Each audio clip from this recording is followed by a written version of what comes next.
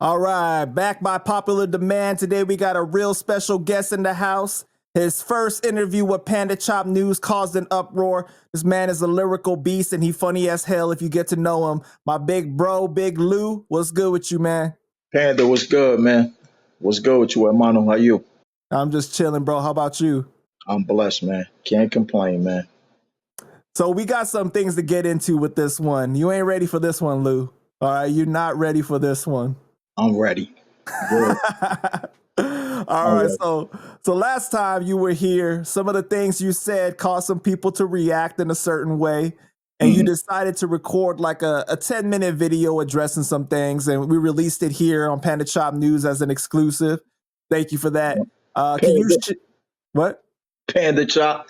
Right. That's where's it at? Can you share what happened and what made you want to address it? Um, it wasn't nothing that I did, like just to, you know. I just felt like let me just talk and see if people really understand where I'm coming from. You know what I'm saying? And they did. You know what I mean? Like sometimes when you just like almost like venting out, people could feel your truth. You know what I'm saying? And that's all it's about, saying the truth and exposing cats for how they talk and how you could tell, their story changes and you know what I mean, and they always saying something else. And I just wanted to get down, to it and tell people, look, this is what it is. This is my story because my story is my story. I can't talk for everybody else. So I was just explaining what I went through and some things that people might have took out of context, you know what I mean, and ran with it and was saying Because I think that whatever. that's what happened. A lot of people didn't understand Yeah, where you were trying to come from, and then they kind of like took it and ran, and then they but took it out of context. exactly. But you know what? All you gotta do is Google the information. It's proof, and it's like I won my lawsuit. That's why I kept saying that I won my lawsuit because if none of this stuff that I said was true, why did I win my lawsuit? You feel me? Right. Everything goes out the window then. But in today's world, people love liars. They love snitches. You know what I'm saying? And this is the world we live in. You know what I'm saying? If I got some fly ass, pants on with kicks, they don't want to see that. They want to see a pink dress with some big ass space boots and shit. You know what I mean? Oh hell And no. they'll respect that nigga rather than the real nigga. You know what I'm saying? So that's the type of world we live in. So I know how it is. You know what I'm saying? Like I saw all the comments and what I mean. Even the ones some fake people from my hood like, yo, that nigga never sold drugs in his life. Well, thank you. Shit, I wish I didn't. You know what I'm saying? Shit, people know me. I'm in the hood every day. So it's like, I ain't got nothing to prove because 9 times out of 10, the same ones that's talking that shit that's in the hood, they saying what's up to me and smiling in the face. You feel me? Right. And I'm looking at them like, yeah, you fake motherfuckers. Like, you know what I'm saying? You know, and I still show love. You know what I mean? Because I'm in the hood every day. There's nothing fake about me. That's where I'm from. But other than that, I'm in New York, I'm in Philly, I'm going everywhere and I'm good. You know what I'm saying? Like I don't hide from nobody. For what? You know what I'm saying? I'm living. Yeah, the thing that I really liked about the video that you recorded was like you could tell that it was real. You know what I mean? That you Mhm. was really feeling what you were saying, and a lot of people felt that. It came across in the Yeah. right way in your message. But you addressed Joe and you said that he had some healing to do and that, when he was ready, you was ready to have that conversation with him. And I think that a Mhm. lot of people were saying in the comments, this is some real shit. Yeah. I mean, that's what it is. If that man want to talk to me and one day, you know what I mean, he feel like having a conversation, which he probably ain't, you know what I mean? But who knows? You know what I'm saying? One day he probably be like, yo, I want to talk to the kid to see what really happened. I had that conversation with him, you know what I'm saying? And he got to respect it. But on the flip side of things, you know, Cube is my brother. Cube got to respect that too, though. You know what I'm saying? Because Cuban's problems ain't my problems. You feel me? Right. Fat Joe's problems ain't my problems. You know what I'm saying? So they can't put me in something that's not my problem. All I say is that nobody can tell me that I can't have a relationship with Cube. because that's not gonna happen. That's my brother. Before anybody even say something foul about it, it's best they don't say nothing foul, because if not, I'm gonna punch them in their mouth. Because that's just how I am. So Q, knowing the type of person I am, he should never have to worry about that. Because if I have a conversation with him, it's never gonna be a thing that, oh yo, Q, this person said that. I don't do that. It's not ever going to get to that, because you know how cats come to you like, yo, Panda, I heard this, I heard that. You never going to hear me say that about, because I'm not going to let nobody get to that level to talk about somebody that I care about and love. So you ain't never got to worry about that, because I'm going to diffuse that situation quick.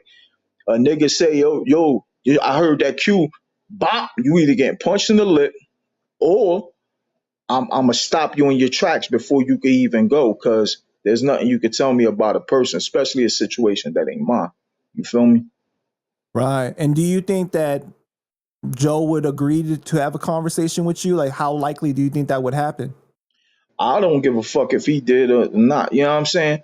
If he feel it in his heart that he wanna know where things went wrong, he knew I was down with DJ K Slay. You know what I'm saying? And he knew when K Slay brought me out, he knew how big K Slay bigged me up. And K Slay was like, "Yo, my newest threat." You know what I'm saying? The next lyrical assassin. And that's when, I started getting my buzz. And a lot of people, they ain't get to see my full potential because of the lawsuit and everything that they didn't understand. You know what I'm saying? And at the time, they was like, damn, this nigga grimy, he had another deal. But then when I won my lawsuit, all you heard was crickets. You feel me? Nobody want to talk then because I won my lawsuit. But at the same time, when you up here and you coming up from the bottom and coming up, people always gonna believe the motherfuckers that's higher, because they respect what they see, from the outside looking in. They don't really know. They're not inside to see what's really going, indoors. Right. And if they saw what's going indoors, you'll see that this whole shit is a facade, man. This whole rap shit is fake as hell, man. Me as an MC, I lost a lot of respect for a lot of niggas I thought was sterile, and just the business itself, man, is wild, bro. For real.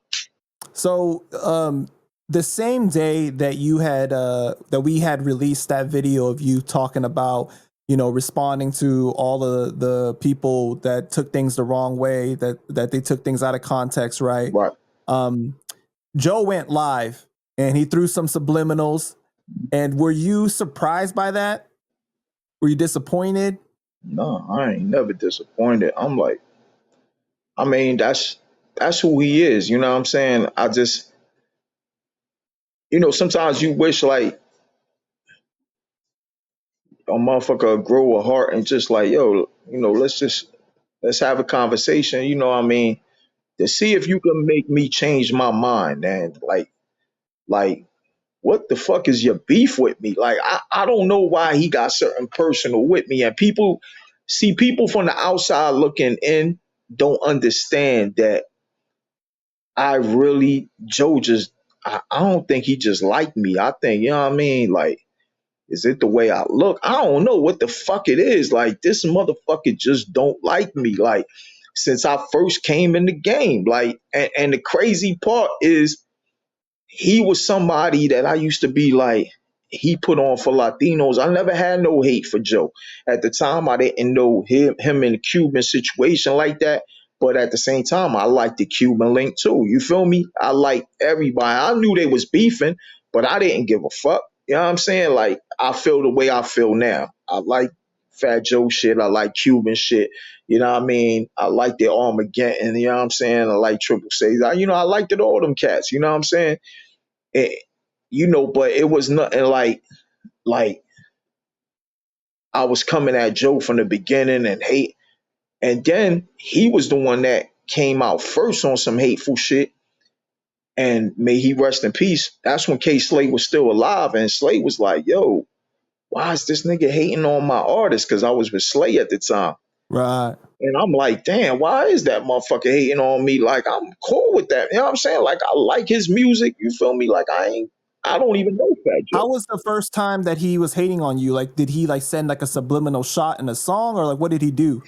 He said on a past interview, he said on a past interview that's documented and everything. You know what I mean? I could pull everything. From bringing people to bringing old interviews, everything. I could pull that. He said that's the Big Pun clone. He called me a Big Pun clone, and that's how it started. Oh wow, okay. So I'm like, man, I don't even got no pun flow or nothing. You know what I'm saying? Like I got my own shit. Like you know what I mean? I could spit fast, but I slow it down. I got many flows. You know what I'm saying? My style is different. You know what I'm saying? I'm a lyricist. But he called me the punk clone, and then it took a step further when he went to Philly and he said it on front of my nephew in my nephew's store, and then I heard it live on the phone. You feel me? Right. I remember Yeah, you telling that yeah. story. So you know what I mean? Like that's when I was like, damn, this motherfucker really hating on me. So people was like, yo, Lou, that's a good thing. You know what I'm saying? Because this motherfucker is already on, and he worrying about a motherfucker like you that Slay, just picked up. I looked at it like it was the beef with Slay that he had at the time. You feel me? So since he had that beef with Slay, I said he's kind of taking it out on me because I was K Slay's new sniper. You feel me? I was the new motherfucker on back of Papoose. You know what I'm saying? And I said maybe he doing that. So that's when shit started getting bad with him and Slay. You know what I mean? And Slay was like, man, come at that motherfucker. You feel me? So everybody like, oh, you trying to get attention. I never was trying to get attention off dissing Fat Joe. I was just doing what I was told at the time. You feel me? So when Slay said, yo, come at that nigga, I said, yeah, I'll kill that nigga. You know what I'm saying? And that's when I did the whole diss shit. You feel me? Which could have been better. You know what I'm saying? Could have been better. But I was expecting an answer. You feel me? Yeah. I wanted him to see if he answered, you know what I mean? And then that's when the whole Papoose shit jumped off, and him and Papoose, you know, got into the altercation, you know what I mean? Before Remy Ma got back in his good graces, and Papoose became his little pet. That was before then, you know what I'm saying? Then that happened. You feel me?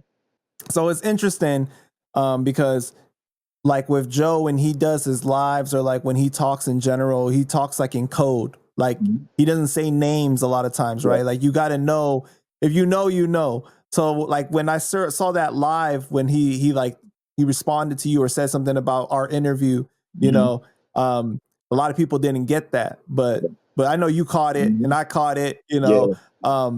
And then the second thing is I can't wait till you see the TA clip where he talks about the Papoose fight because he was in the room. It's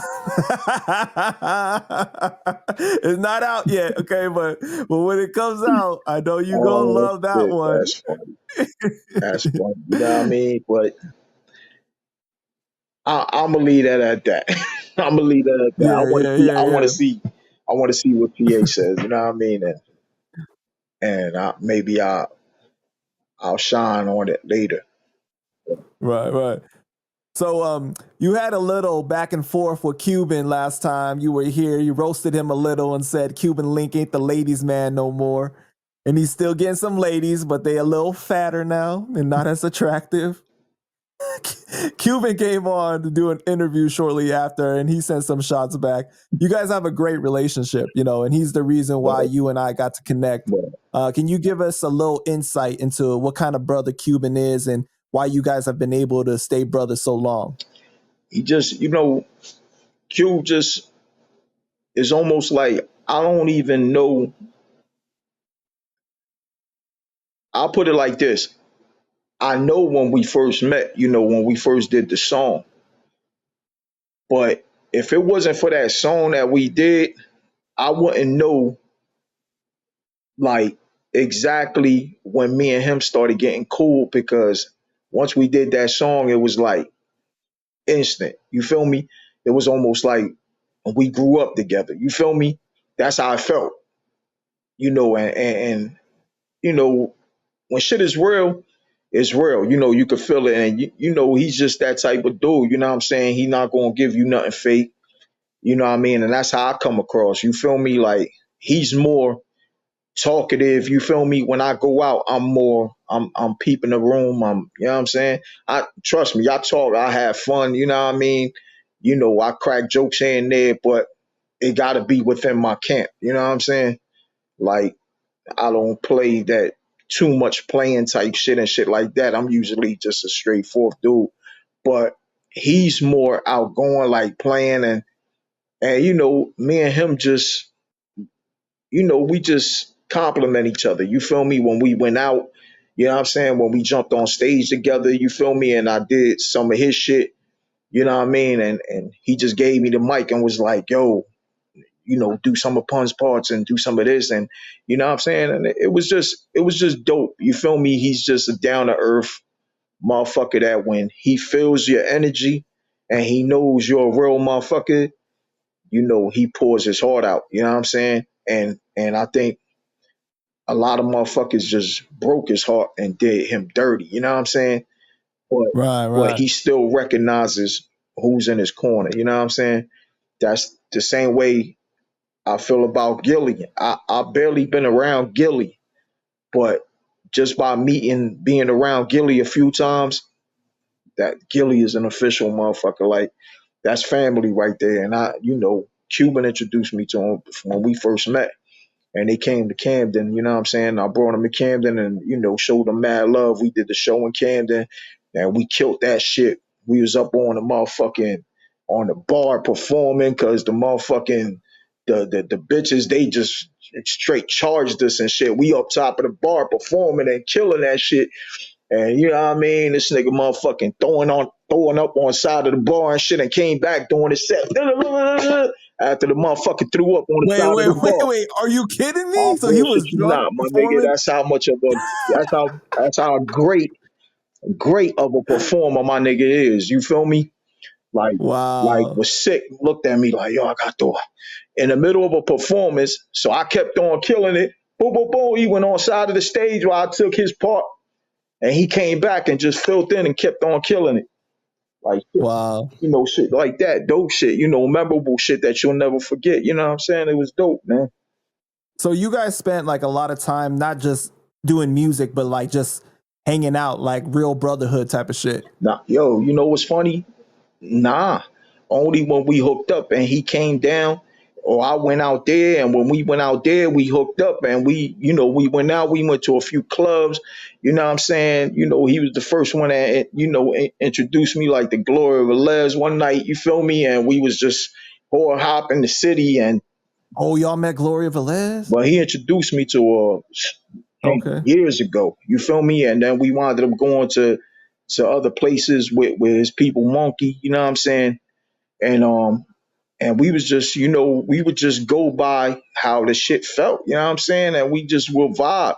And if it was a show, we just, get up. If I But, was but, doing no, a but my show, point is that you guys hung out outside of like doing shows and oh being in the yeah, studio. The right, right. Okay, yeah, yeah, that's what I meant. yeah. If I So it wasn't just business. It wasn't just Nah, business. nah, nah, nah. If I went to New York, I call him, vice versa if he was around, and then we'll meet up, you know what I'm saying, and shit like that. Every now and then, if I was always going to New York, so every time I went to New York, I call him and shit, and we'll hook up, go get something to eat, you know what I'm saying, like just some other shit. You feel me? So what is the craziest story you can tell us about Cuban? Because I done heard he's a savage. See, I already know. I already know by the look on your face right Man, there. he got a lot of good stories. I got one and shit that what I mean when we had finished doing the show. Actually, it was in North Camden and shit. It was in my hood. We did a show in my hood and shit. So I forget who wanted to go to the casino or whatever and shit. And they was like, yo, let's go to the casino. It was one of my boys or something. And we was all getting our shit together. So we wound up going to the casino. So, he parked next to me and shit in the parking lot. So we all walking, you know what I'm saying, heading to the doors, you know what I'm saying? So before we got to, walk in, you know what I mean? You know how the groupies come, you feel me? Groupies, they know who's in the hood. You feel me? They know who coming to perform, they know who doing what. There was these girls, they was talking, you feel me? So I'm telling him like, come on, nigga, let's go in. You know what I'm saying? So he like, hold up, hold up. I'm like, nah, nigga, let's go in. So he like, all right. So all I remember was I started walking because he said, all right. So I'm thinking this nigga on back of me. You know, we walk in. I go to say something to him. I turn around. I'm like, man, this motherfucker, an invisible man. That motherfucker just disappeared. So I'm like, what the fuck this nigga do? So I'm looking around. So I look where the car was parked at. So I start walking back towards the car and shit. So I'm looking, I'm like, where the fuck this nigga went? So all I see is the motherfucking truck bouncing and shit. Motherfucker, like it was on hydraulics and shit. I'm like, what the fuck? So the shit fogged up, you know what I'm saying? So I'm like, and lo and behold, the joint, I said, God damn, what the fuck? That was some Superman shit. They got undressed that quick. Like, what the fuck? They was that desperate. They was hot for each other. I was like, look at this motherfucker. So the joint on top of him rotting and shit. So I knocked on the window. I fucked this whole shit up. I'm like, I said, come on, nigga. So he just looked at me and smiled and he just kept on. I'm like, this motherfucker, yo. I said, man. And he was like, started giving me the look like, nigga, you fucking my shit up. So I just left his ass alone, man. I said, let me go in the casino, man. This motherfucker's crazy. And I let him, you know what I mean, get his little nut off and shit. You feel me? He finished in like 1 minute and he was in the casino with you. I don't know all about that, man. I don't know. I let that man finish, man. I don't know nothing else. I just saw him, giving Nothing him the, else. you know what I'm saying? I saw him, giving the Vienna sub. Well, I don't know about that, but I don't know about that. But he was putting the work in, you know what I'm saying? I left. I'm not gonna stay there looking at another man. You feel Right, me? right. I saw her, you know what I mean? She was doing a thing and I said, man, I'm out. You feel me? But it was crazy, man. We had a lot of good nights, man. That's my brother for life. For real. All right. Well, what you got to include yourself. You know what I mean? Because you've been in this industry a long time too, man. You had a big buzz. What is the craziest groupie story you could tell us? You know what? I could give you a crazy story and it wasn't even in the industry. That's how I say, man, my life always been real. You feel me? I'll give you a story and it's going to feel like if it came from the industry. But I never needed the industry. I was Well, always but I'm not trying to get you in trouble, kid, because I know you wifed up, and I'm not trying to be the friend that gets you in trouble. And then your wife don't like me, no, okay? no, nah. Listen, yo, baby, I can talk about a sex story, baby. You heard her, right? She said, "Go ahead." That's my baby. That's my right hand right there. That's my right hand. She know that shit don't go down no more. I ain't Right, trying. right. You know what I mean? That's why she said, "Go ahead, nigga." So I'll give you a wild one though. You know what I'm saying? Like I was that was even before the whole shit, right? I take and shit and I hook up with my man Buck. You know what I'm saying? My man Buck is a big nigga from the hood. You know what I'm saying? We went to school together. So he was supposed to go to college to play basketball, professional basketball. It was always me, him, and Steve. You feel me? And Steve actually, played in New Mexico State and was going pro. So the reason I used to be with them because I ball too. I got game. So you know what I'm saying? Like, trust me, Puerto Rican boy can rock. You know what I'm saying? Like Okay, I well, play you that on. playing center or you playing like power forward? Hell no, I play shooting guard. I'll shoot the fucking. I was on some Steph Curry shit, nigga. I'll shoot from half court. I never seen a shot I ain't like. So we got our rock on. You feel me? But anyway, fast forward back to the story. We see this shorty. You know what I'm saying? So she was like, "What's up, Lou? What you doing?" I said, "Look, I got my man with me. You feel me?" At that time, I was the porno king. You know what I'm saying? I wanted to do porno before I started doing hip hop. I thought I was going to be a motherfucking porn star. So I was like, Oh, right. "Damn, That's how you got your name, Big Lou, right? nah, man, there you go, man. You on some other shit, man." So I said, "This guy, man." Anyway, ignore that part. That's Panda Chop's version. The motherfucking yeah. So you know what I mean? She was like, "Yo, what's up?" I said, "Yo."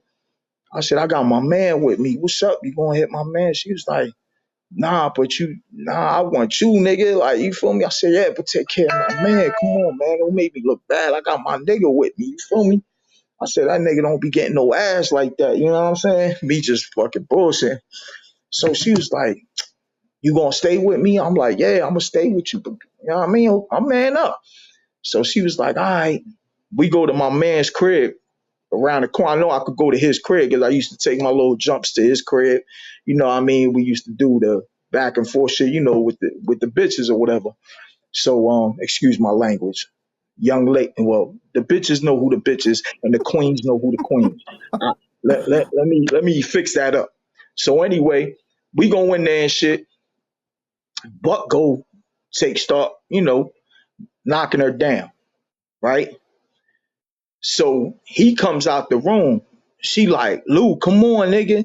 So I said, well, go ahead. I'm gonna talk to my man. Go wash up or whatever. You feel me? You know what I mean? And she was like, look, I just let I doggy style, let him hit doggy style in and out. I wasn't gonna touch that nigga like that. You feel me? So I said, all right, well, as long as he got something. That's it. As long as he bust a nut, I ain't give a fuck. She let him get his shit off. She was like, so what's up? I start doing me. Buck downstairs. He let this dude in that we know from the hood. So he just happens to come in when I'm smashing. You feel me? So he like, yo, this nigga tearing that bitch up. Who that? So, this is what Buck told me. You feel me? So he like, yo, who that? He said, that's Lou. Lou got this bad joint. She just let me hit. He was like, damn, what's up? Let me hit. You feel me? I'm trying to get in. You know what I mean? He like, man, you know how we do. You feel me? Boom, boom, boom. Buck, running it down. So I'm done. You know what I'm saying? So when I get done, I come out the room like, yeah, you know what I'm saying? I got this belt, like, if you know what I'm saying, like fucking around and shit. So I see my man there, so he like, no, what's good, nigga? Let me, you feel me? So I'm like, nah, she only did that shit because she know Buck always with me. She don't get down like that. He like, man, come on, talk for me. Let me get, you know what I mean? Tell her, let me get my shit off. She come out the room. I see his face. His face just turned like to something else. So I'm like, what the fuck going on? I said, yo, you all right? You just wanted some ass. Now you acting funny. Like you wanted some ass from Shorty. Like he looked at her. He said, what the fuck you doing in here, bitch? Wound up being this girl, man. I ain't even know that shit was his girl. Oh, So I didn't know. I didn't know. Right? So he was like, damn, Lou, man, why you doing that, Lou? I said, listen, if that's your bitch, that's between you and her. I ain't got shit to do with that shit. I said, listen, we was just having a good time. I bust my nut. I know you ain't got nothing with me, right? Nah, I ain't got no problems. I said, all right, Buck, let's get the fuck out of here, nigga. She like, damn, you ain't gonna take me home. I said, look, fix your problems with your husband. We gonna they take was this walk. married?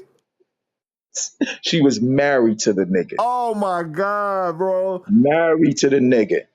But at But the same time, if he was going to be fucking around on her, he can't really get mad like listen, that. that nigga never talked to me again. But he Wow. talking to Buck. So now it was funny as hell because I felt some type of way. Like, yo, Buck, why he still talk to you but don't talk to me? I know, because he got And up it was in it cause, too. nah, because he heard me smash. Oh, see, that He, was a little he more came. traumatic. He came in there when I was killing it, because you know what I mean. And then out his mouth, he was telling Buck, "Yo, he killing that bitch." You feel me? Right. So I said, damn, Buck. I said, yo, I feel so bad for this nigga, man. You know what I mean? But fuck it, man. This life, man. You can't trust these hoes ain't loyal. And that's my story. Wow, bro. But at the same time, it's like how he didn't recognize that moan. Maybe he ain't putting in that kind of work to get that level. You know what, man? It ain't even the work, man. Some girls is just dirty like that, man. That's all I know. Throughout the years, I learned girls is just dirty, man. It don't, You could put all the work in the world. You know what I'm saying? And the bitch is still, if a bitch is foul like that and she foul, she gonna be foul. She a queen, you gonna get that queen vibe. Right, If right, you right. foul, you foul. You know what I'm saying? At that point, she happened to be foul. And I was a foul motherfucker. Who's more foul, you or Cuban? That nigga got me beat. That nigga got me beat. He got me beat. I don't know. You know what I'm saying? As far as the ladies, I got a lot of ladies in my life, but as far as still hoeing to this day, that nigga got me beat. That nigga. So how much do you think that the lawsuit really like ruined your momentum? Because like you was really building that, you know what I mean, that buzz, and then like, do you think that it like really like stopped you? Nah, it messed me up a lot. I'll be the first to admit it. It hurt me a lot to the point that the lawsuit went on for almost 3 4 years to start, just to get it off, and then it took like another 4 to 5 years. So Wow. I mean, you know what I'm saying? Yeah, you do the math. You feel me? I already got into the game late. You know what I'm saying? So me getting into the game late, by the time it was over, like people already forgot about me. My buzz came and went around the Jersey area, around Philly, around like Newark and New York still a little bit. I still was buzzing because I still was doing music here and there. But then at that time, I even got told not to drop nothing online or nothing. Like I couldn't drop no songs or nothing. So you know that happened for years. So that happened and really killed me. You know what I'm saying? Because it wasn't no 1 year or 2 years. It was 7 to 8 years. You know what I'm saying? A better That life. was like you did a bid. Exactly. That's a good way to That's put it. crazy. That's a good way to put it. It was like I did a bid, and nobody saw me to my full potential. Only the people that was there when I first came out, and I was on Hot 97 and says and Shade 45, and I'm up here killing shows, and Busta Rhymes calling the station like commending me for my pen game, and you know niggas doing tracks with me because they knew I was coming. You know what I'm saying? So when that happened, I was like, oh, I got this. You know what I mean? Sometimes I feel as though I should be mentioned with some of the best, but I never got to really break through like I should have. You know what I'm saying? But it is what it is. I can't cry over spit milk. All I got to do is I still love music. I still love hip hop. Drop something, prove myself that my pen game crazy. You know what I'm saying? Like my wordplay ain't nothing to fuck with. You know what I'm saying? I'm still running circles on a lot of niggas. During that time, a lot of people were doing songs with you because you was hot, right? And then when the lawsuit came and everything, did you notice a change in people, Yeah, how they treated you? yeah. Like, can you like give us like some examples of like what happened? I mean, the only one that kept it 100, you know what I'm saying, that kept it 100, may he rest in peace, was Fred the God. And Fred the God kept it 100 because Fred the God came up when I was coming up. You feel me? So when the lawsuit came, you know what I mean? Fred told me, like, yo, listen, Lou, I'm my own man. I make my own calls, but I do got management. You know what I'm saying? And these niggas is like, yo, charge Lou because he got that shit with Slay, and he gonna feel some type of way. He was like, bro, if the situation was different, I would have did that without without thinking. You feel me? But I already saw that niggas was in his ear, so I said they gonna be in everybody's ear. You feel me? And I already knew that it's part of the game. You know what I'm saying? That the blackballing started. You feel me? So, with all that, I respected that because at least he came like a man and told me like a man. And I said, you know what? I respect that because other motherfuckers, they got ways of doing it. These are the same niggas that jumped on my mixtapes and everything. And I didn't, I could have been charging some of them because at the time I was hot. They wasn't hot. You feel me? And some of them niggas wasn't hot like that. So, I could have been charging them. But, some of them niggas was acting funny. You feel me? I don't want to get into the name dropping and stuff like that. Cause some of them I told them how I felt about it behind closed doors. But it was a couple of motherfuckers that that was on some fuck shit. You feel me? When their whole attitude changed and shit, and I ain't lose no sleep over it. I was like, yeah, that's cool. I said, you know what? You ain't going. You know that's karma always come around. You feel me? I let them see that when you do fuck shit like that, it always come back. You know what I'm saying? And tell you the truth, I was right. Because if I wanted to talk about that and go that way, I could say some things. But we gonna leave it there. But I definitely saw some things that happened. So is that kind of like what you meant when you said that you saw like the facade of the game and like how like you lost a lot of respect for people? Yeah, I mean that. Um, Even some of the people that was in position, you feel me? Like they even started acting funny, not taking my calls and everything. You know what I mean? And I thought we was on good terms. You know what I'm saying?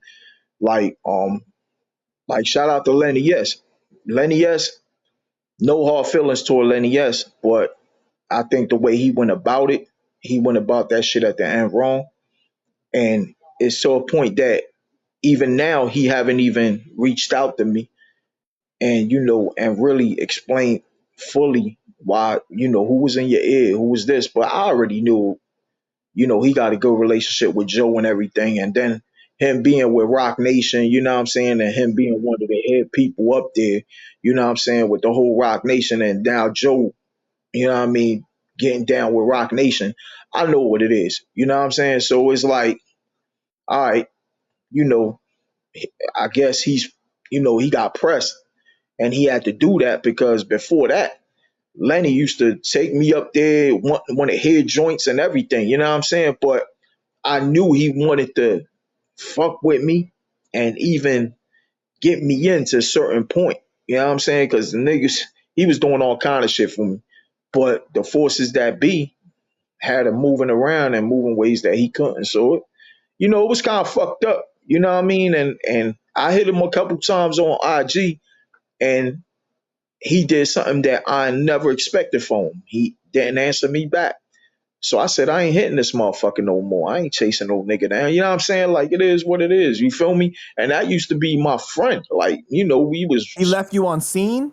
yeah, like, he just stopped talking to me, you know what I mean? And it was fucked up that, Lenny S went out like that because he was somebody I really respected in the game and stuff like that. And I still respect. I don't want to jump the gun and say all this other shit about because I don't know the full story. So to his defense, I'm giving him a chance, but come on, you and me know that's fucked up. You know what I'm saying? If I'm your brother and you calling me and you don't hear nothing from me, you know what I'm saying? And me and you was fly and you used to, have meetings with me up there and we doing, you know, other things together and then all of a sudden I don't hear from you. Not even yo Lou, I can't talk to you right now. Can we talk? You know what I mean?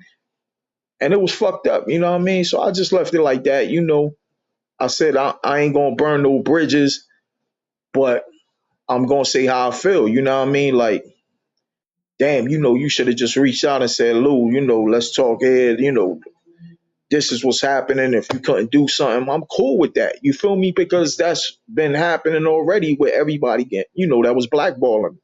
So I understand, you know what I mean? But at least talk to me and let me know what's good. You feel me? For I can know, keep moving in this direction and not go this way. You know what So I'm you saying? wanted him to be a man and tell you to your face, basically, to That's it. tell you the truth. That's it. That's all I ask. That's all I ask. And I wouldn't say nothing else, man. Because, there was a lot of people that was going through their shit in music that I was cool with. You know what I'm saying? Rest in peace, Black Rob. You know what I'm saying? And his manager, which is one of my boys, you know what I'm saying? Like, even with that whole situation, like just people like Rob and other cats that had situations where they should have been eating and wasn't eating the way they was eating. Like, you see this shit happen all the time, you know what I'm saying? The only thing with me, the difference between me and some of them other cats that wasn't eating is I'm eating. I'm not gonna let a motherfucker stop my bag. I don't need hip hop to get my money. You know what I'm saying? So ever since I came in the game, K Slay K Slayer be the first one to tell you like this nigga don't need a deal. You know what I'm saying? He good. I'm good, but you know what I mean? I'm not saying I'm the richest motherfucker in the world and none of that bullshit. I'm not saying that, but I'm good. You feel me? And I said that before to you. I'm good. You know what I'm saying? Me and my family is good. You know what I mean? I'm good. My wife make good money. Both of us together is ugly. But me by myself, I'm good. Her by herself, I'm good. You know what I'm saying? Because I fuck with Daryl people and I fuck with myself that knows how to make money. So I never depended on hip hop to get me somewhere. You know what I mean? And But it that's was something that you loved and that you wanted to do, right? and I still love it. I still love hip hop. I'm always gonna love hip hop, man. To old and gray, my nigga. Like, you know what I mean? When you got music in your heart, if rock music, rock and roll, all these other music genres, they could do music to they old. Hip hop finally got to that stage where you can be old and do music. Cause before, once you 30 years old or something in hip hop, they like, oh, you too old to rap. You feel me? Right. But now it don't matter. Now you see all these old motherfuckers getting on now. You know what I'm saying? They're trying to act like young boys. I'm not trying to act like young boys. Well, wait. Don't you think that there's still some of that old stigma though? It's still some of the old stigma there in it, but I mean, it's not it's not as bad as it was back then. You feel me? Like back then, And what do you think changed that? I mean, honestly, I just think fucked up. Like West Side Gun and them coming up I and just stuff? think the bad music changed that. So much bad music made motherfuckers want real music. You feel me? So who was the ones doing real music? Niggas in the late 70s or 80s babies like me, or you know what I'm saying, the 90s. You feel me? Like that's where the real music come from. So to me, I think they needed that still, you know what I mean, to make that shit kind of even playing field. Cause right now, music is garbage nowadays. You feel me? Motherfuckers is doing an album every fucking 10 days and shit. You know what I mean? Yeah, the way that we consume music is just so fast now, right? Like if you remember back in the day, it was like, yo, you took an album and you really lived with it. Yeah, You really like digested it and it took time. And it was like now it's just like, what have you done for me lately? Like, oh, yeah, like one week I'm listening to this and it's like that's old now. Let's move on to the next thing. yeah, It's so yeah, crazy. That's why like before it was like a big deal if you dropped more than one album a year, right? yeah, Now it's like people just cranking this shit out like it's exactly. nothing. Exactly. Like, and that's what we do now. I mean, but then you still got the artists that still give you that effect. Cause you know what I'm saying? I still got, the purple tape on my, on rotation. I still got you know, shit on rotation. I still got Jay. I got Capital Punishment. I got, some of the classic shit still on rotation. You feel me? Like, Right. and there's a lot of not only artists, there's a lot of people that's like that. You feel me? That appreciate good music. So good music is always going, you know what I'm saying, outlast the bullshit, the gimmicks and everything. You know what I'm saying? It's always going to outlast it. That's a fact. How do you navigate the industry? Because it's like a 6 degrees of separation, right? Everyone is so connected somehow. If this person got a problem with this person, but somebody in common, how do you deal with that?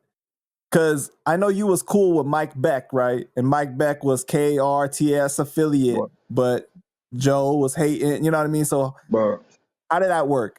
you know what, Mike Beck, that Mike Beck, man, that was a cool brother. May he rest in peace, man. He even, we started establishing something to the point that he even came like 2 or 3 times to Camden. He came looking for me, you feel me, to my hood, because we started establishing that relationship. You know what I'm saying? And we got good on that note. And we got some tight ass songs that we did. You feel me? And we talked to the point that I knew Mike Beck. He was with KAR, he was with Pistol Pete. You know what I'm saying? And I knew he was to the point that he was ready to do his own thing. You feel me? Like, I don't know if it was to the point of leaving KAR, you feel me, or whatever that was, because I never got too deep into the talks with him, but he did mention, leaving KAR. He did mention to me like he didn't, you know, they fuck with Fat Joe and them, but his vibe wasn't 100%. You feel me? Right. And that's where he always kept it with. You know what I mean? Because I don't want to sit here and say shit that's made up. You know what I'm saying? Because that's as far as we got with it. I knew there was friction there. You know what I'm saying? With as far as with Mike Beck and shit like that, and you know what I'm saying? But I never got to no shit where where I got into that's none of my business. You know what I'm saying? But sometimes he used to share a little shit with me, and he knew Joe, he knew me and Joe, Joe had the problem with me, but he ain't give a fuck. He was like, bro, you family, you feel me? And that's how we got the songs together, you know what I'm saying? And shit like that, and nobody could take that away, man. Everybody knew, that was my man's, you know what I'm saying? And it was just fucked up the way, that shit happened to Mike Beck, man. May he rest in peace, man. But Yeah, it's interesting because TA said that he was really close to Mike Beck as well, yeah, and Beck he was, confirmed that that he was trying to leave or he did leave. I'm not sure yeah. exactly, but that somewhere along those lines, Right. right? Nah, he was trying to be out, you know what I'm saying? And but like I said, I never talked to him, all the way. Like he said that he wanted to start his own shit, you know what I mean? He didn't really feel Joe's vibes and shit like that, you feel me? And he said he used to tell me, he said, Lou, man, them niggas, they like really got something with you. He knew they had something against me, you know what I'm saying? But the same shit with Pistol Pete. I saw Pistol Pete, coming out Shade 45, and he saw me with my people. We was walking in the room. It was just he walked by, you know what I'm saying? We looked at each other, we nodded at each other. It was never no problem with Pistol Pete. I don't know that man like that to have a problem with him. You know what I'm saying? You Right. know, I know he ride for Fat Joe, you feel me? And as you should. You feel me? As you should. You know, You got to but respect the loyalty, yeah, right? I mean, like yeah, you got to yeah, respect as you it. should. That's his man. You know what I'm saying? So he's supposed to ride for him. You know what I'm saying? Even some of the shit TA saying at the time, TA was riding for Fat Joe, so you expect him to do some of that shit. You know what I'm saying? Because Right. that's your man. You know what I mean? Now, when everybody telling their stories and they like, yeah, I was stepping to this nigga. You know what I'm saying? See, if that shit would have been a story with me, that shit they would have knew how Camden got down. Because trust me, K Slay saw it time and time again. If a motherfucker step up to me or one of my niggas, you know, we wasn't talking. We was fighting. You know what I'm saying? Hmm. Like I ain't give a fuck. Like you come with any type of energy that was off, it was gonna be a fight, and somebody was gonna get what they got. But we don't got time for that. You know what I'm saying? All that tough guy shit and this and this and that. We gonna show and prove for real. So, for those that don't know, can you break down the situation how Mike Beck ended up passing away? I really don't know to its full capacity. I heard it was family. You feel me? So I really don't want to talk too much on something I really know little about. I know it was just a heartbreaking. It was heartbreaking, man. It was heartbreaking when I heard. You know what I'm saying? When I heard what happened, and I heard it through somebody that was close to him that Mm. really couldn't. You know what I'm saying? And me and him got out of connection, because of things with his life and my life. But that's my brother too, man. I hope he's good. I don't really want to speak his name, but you know, because he like being low key and shit like that. But Right. but that was the last time that I spoke to somebody, and that was like his right hand man that told me, you know what I'm saying, what was going on. You feel me? And it happened to do with somebody within the family. It was a family issue. Put it like that. It wasn't no street shit or nothing like that. It was like a family issue or some shit like that. And Damn. it just fucked up the way he lost his life. You know what I'm saying? Like Yeah. that was a good brother, man. Oh, rest in peace to Mike Beck, man. So during our last interview, some people felt the way when we highlighted how being a Puerto Rican MC comes with its challenges, right? What did you think about people's reactions to that and the whole misunderstanding of the big pun comparison? Once again, they took it out of context. You know what I mean? Like, that's all they do. You know, people always try to find something to, you know what I'm saying? They try to find something to pick, you know what I'm saying? Because, you know, they want to be heard, they want to talk. But, you know, the whole big pun thing, you know what I mean? That been going on for years. It was even the whole shit that I was talking about when Q gave me my props and was like, yo, it felt like, you know, I was recording with Big Pun, you know what I'm saying? Me and Q talked about that because it's like nobody was saying that he's saying I'm like Pun. What he's saying is that he felt the vibe, just the way, you know, we was gelling in the studio. You feel me? Now, Like you guys were having fun, yeah, right? Like and yeah, like that's he it. he ain't have Exactly. fun like that since he recorded with Pun, basically. Like Exactly. that's Exactly. It was he more. wasn't saying like you were lyrically like Pun or like anything like that. Nah, he just knew I was nice. He knew Right. I was nice, so I went in there and killed the track too, though. You know what I'm saying? So he gave me my props for that, but he wasn't saying that. Yo, I sound like Pun, like everybody was taking it. You know what I'm saying? He was like having fun. We both was having. You know what I'm saying? It's like kid at the candy store. You know, we was making a dope ass track. We having fun. We recording. We gelling. We going back to back. We doing sub hooks. We doing a hook. You know what I'm saying?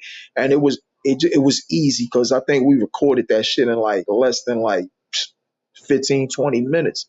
So it goes to Wow. show, you know, greatness in the studio. When great motherfuckers get together, that's what happens. You feel me?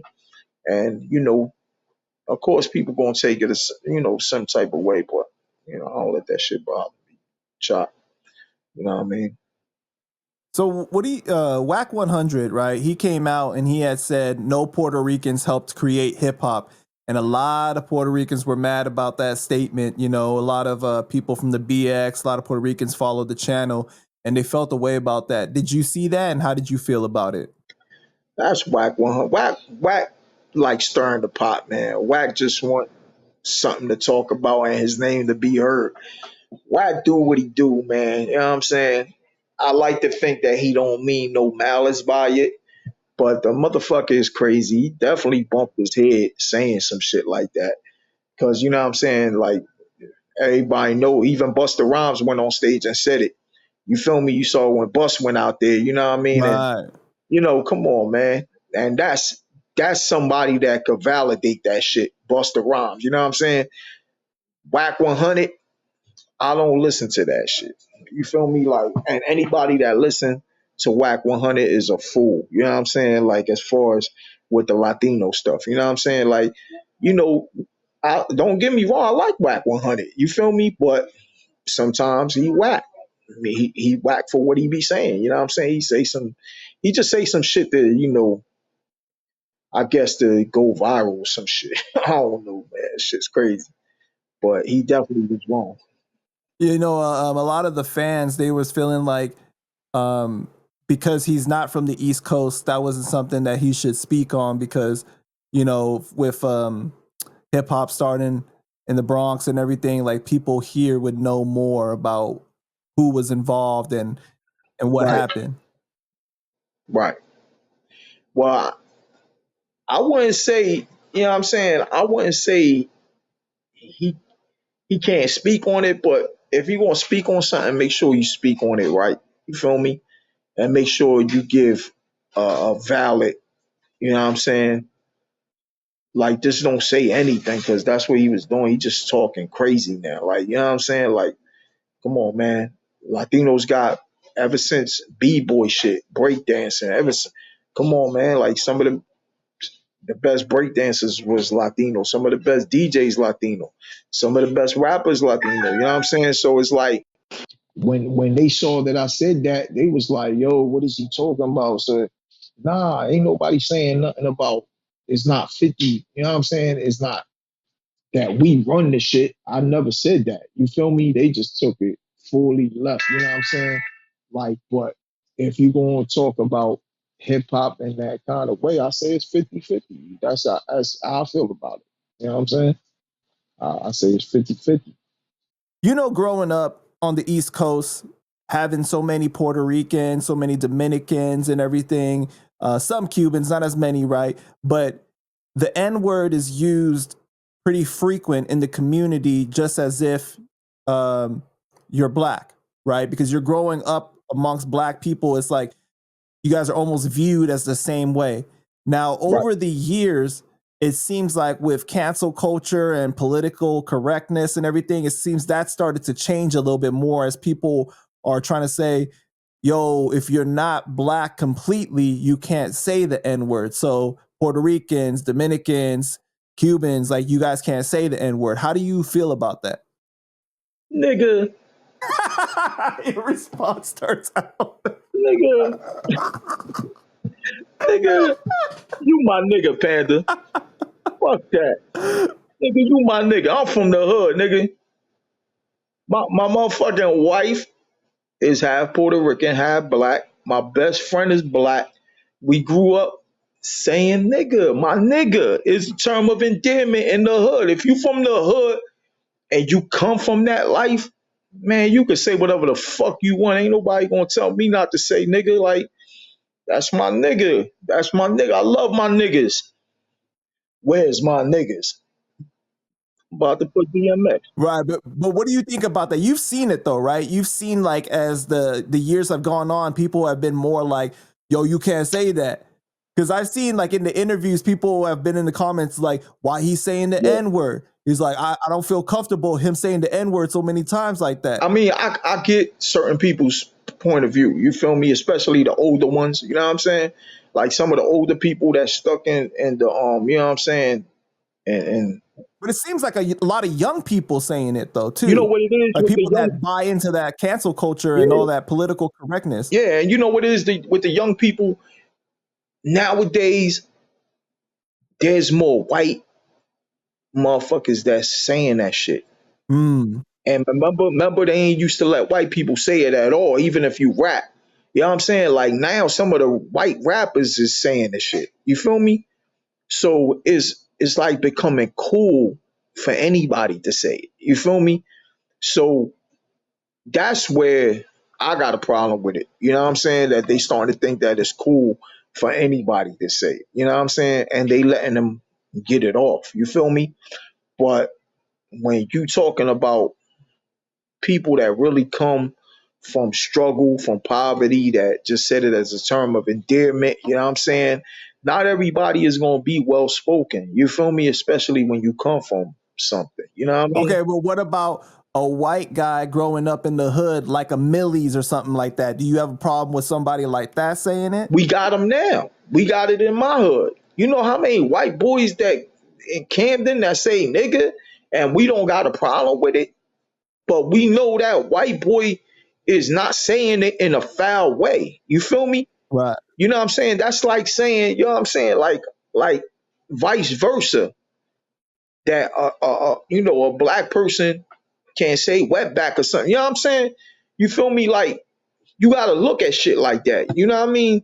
But what, Like but wouldn't you say the other racial slurs are like less taboo though? I mean, it's like you can kind of, yeah, you know. yeah. They is less taboo, but my thing is regardless if it's less taboo, you know what I'm saying?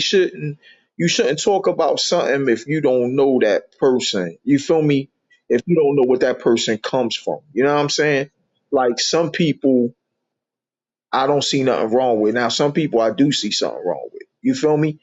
Now if it's that white person that ain't from the hood and he's just trying to be a smart ass and you know what I'm saying?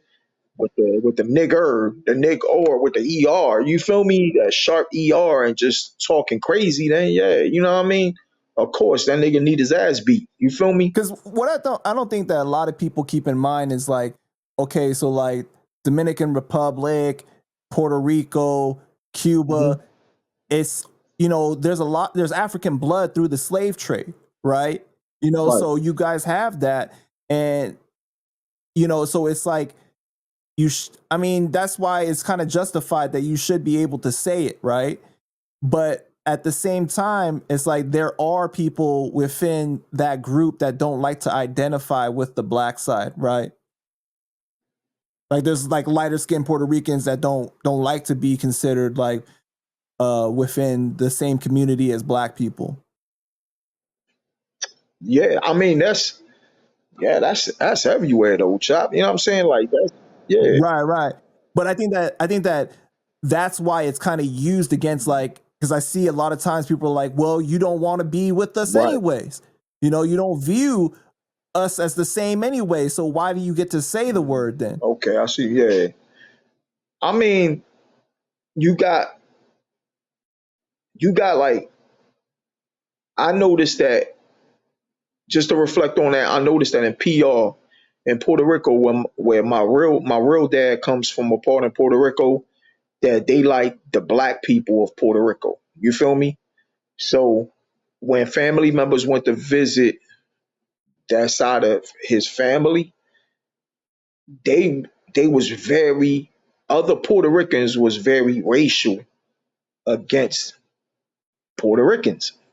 So he like, damn, why is they Puerto they both Puerto Ricans, but since they was darker, they was prejudiced because they was more darker and had the big nose and like my dad, you see my dad, you my real dad, you think he black. You feel me? So do you think that that's a colorism thing, or you think that that's just more like you got more of the genes from the other side? So like we look down on that. I think it's more. I just think I don't know. It's touchy because we talked about this. Me and my wife talked about this because his side of the family is very racist over there. You know what I'm saying, with other Puerto Ricans because they're considered the blacks of that. But to go off what you said, I think it's just a look. To me, it could be a look thing. You know what I'm saying? Because they look like they black. You feel me? They got the big nose, the big lips. You know what I'm saying? And not for nothing, if I let my hair out, I got a big ass afro. You feel me? My nose is starting to form like my dad's. You know what I'm saying? So but my dad got Haitian in him and shit like that, and that's where I get some of the shit that I get in me, and you know what I'm saying, and a lot of my family, like my aunts and stuff, they look black, you know what I'm saying, and shit like that, and there's a lot of racist shit towards them, you know what I mean, just by the way they look, you feel me, and I'm just saying by the way they look, but Yeah, because colorism is a real thing too. Like in any like yeah, culture, in any culture, right? Like yeah, just that's like true, everywhere you go, because they like associate it as more of like you guys maybe that the darker ones are the ones working in the fields or yeah, working the more manual labor, the difficult jobs, and yeah, in society it's not like coveted as much as oh you're working in the right. office or something. Yeah, that's true. No, that's true. That's very true. But to bring it back though, like I think it's important for people to understand that if you're not black or and you use the n-word, your n-word pass is not good everywhere though, because some people don't feel comfortable with somebody like say like a white person like you amongst your homies and stuff like that. They may be okay with you saying the n-word, right? But if you go around somebody else that don't know you or your homies, they might not be okay with that because they don't know you and you using that word. But I know I know when I went to overseas, when I went overseas, I got off the plane. I saw I saw my people. I said, "Yo, what's up, my niggas?" I went to Africa. Yo, my niggas. Went to PR. What's good, my nigga? LA. What's good, my nigga? I say nigga everywhere, Panda. I don't know, man. You my nigga, man. Yeah, because Goya, Cuban's manager, even told me because like um, depending on the area that you live in and you saying it, they view you differently if they're not familiar with like you said in L.A. There's not as many Puerto Ricans there, right? You don't see like the Mexicans saying the N word as much as the Puerto Ricans say it. And so like sometimes people in their ignorance, they might just like think that, oh, you're just Latino, you're just Mexican. So like, why are you saying it? Hmm. I just be like, man, fuck it, nigga. Fuck it. I like your response, bro. Yeah, That's that's all I can say, man. I don't know what to tell you. I'ma still say the shit right, because I right. use it as a term of endearment, man. Like, So what if someone asks you, could you please not say that around me? Like someone like an elder or something like that. Would you respect it? yeah, I just be like, well, move the fuck away from me, nigga. You laughing, but I'm like, yeah, well, No, so you're saying like an elder person asking you, Lou, can you please not say that word around me? I don't feel comfortable with you saying that word. You're gonna be like, well, get your old ass out of here. I'm still nah, I'll be saying like, look, this it. ain't the civil rights. Nah, I'm just joking. Nah, I respect them. Nah, I definitely, I respect my elders. Like if they don't like it, I just remove myself or, I'll tell Okay. them, I understand. You feel me? Like I won't use it around that. But 9 times out of 10, if I'm talking to certain people, I'm not going to use the word anyway. You feel Right, me? right, okay. So if I'm talking to certain people, I'm not using the word. You know what I'm saying? But if All I'm right. around like my tight friends and you know what I mean, yo, my nigga type shit, you feel me? Then it's going to come out because you happy to see, your niggas. But if you're around certain people, that talk a certain way, yeah, it's not going to even come out. But that's with anybody. That's with you. That's with anybody. So can you see you do see a lot more white people saying the word, like even in rap, you see it? Hell yeah. We see it every day. You see it on TV. Shit, No, go no, to but YouTube, who nigga. rap that is white uses that word? Huh? Who's a white rapper that uses that word? Man, all them niggas use that shit with some of them when it's behind closed doors and they go into the studio and shit like that, bro. You see motherfuckers use that word because I trust me. But not on They're songs, they don't say it though. But you're saying like behind the not scenes. gonna say it on songs Hmm. because the whole procession they could lose fans and everything. You Right, feel me? right, right. Okay. So they're gonna try and make sure that they secure their bag. You feel me? But them motherfuckers is saying it, man. Trust me, some of your favorite rappers know that shit. We are celebrating 50 years of hip hop, right? It's amazing. People at one time said hip hop was a fad, it wouldn't last. Looking back at the growth of hip hop and what it's become today, being the number one music, it being pop culture, controlling so much, how do you feel about all that? It being pop culture. Say that part again at the end. It's controlling pop culture, right? Like when you think like hip hop just controls so much. It's in commercials. It's like Right, it's sports. It's just you know what I mean. The number right. one music. Hmm. Like kids growing up, like they have to love hip hop. It's almost like everybody listening to it. You go to the richest neighborhoods, they kids is listening to hip hop, saying the N word and they white, right? Or like they just like that's how it is. Yeah. I So what do mean, you think about that? What do you think about the growth of hip hop and what it's become? I love it. I love it. I don't like the negative side of it because I don't feel that all music I don't feel that everything they doing is hip hop. You feel me?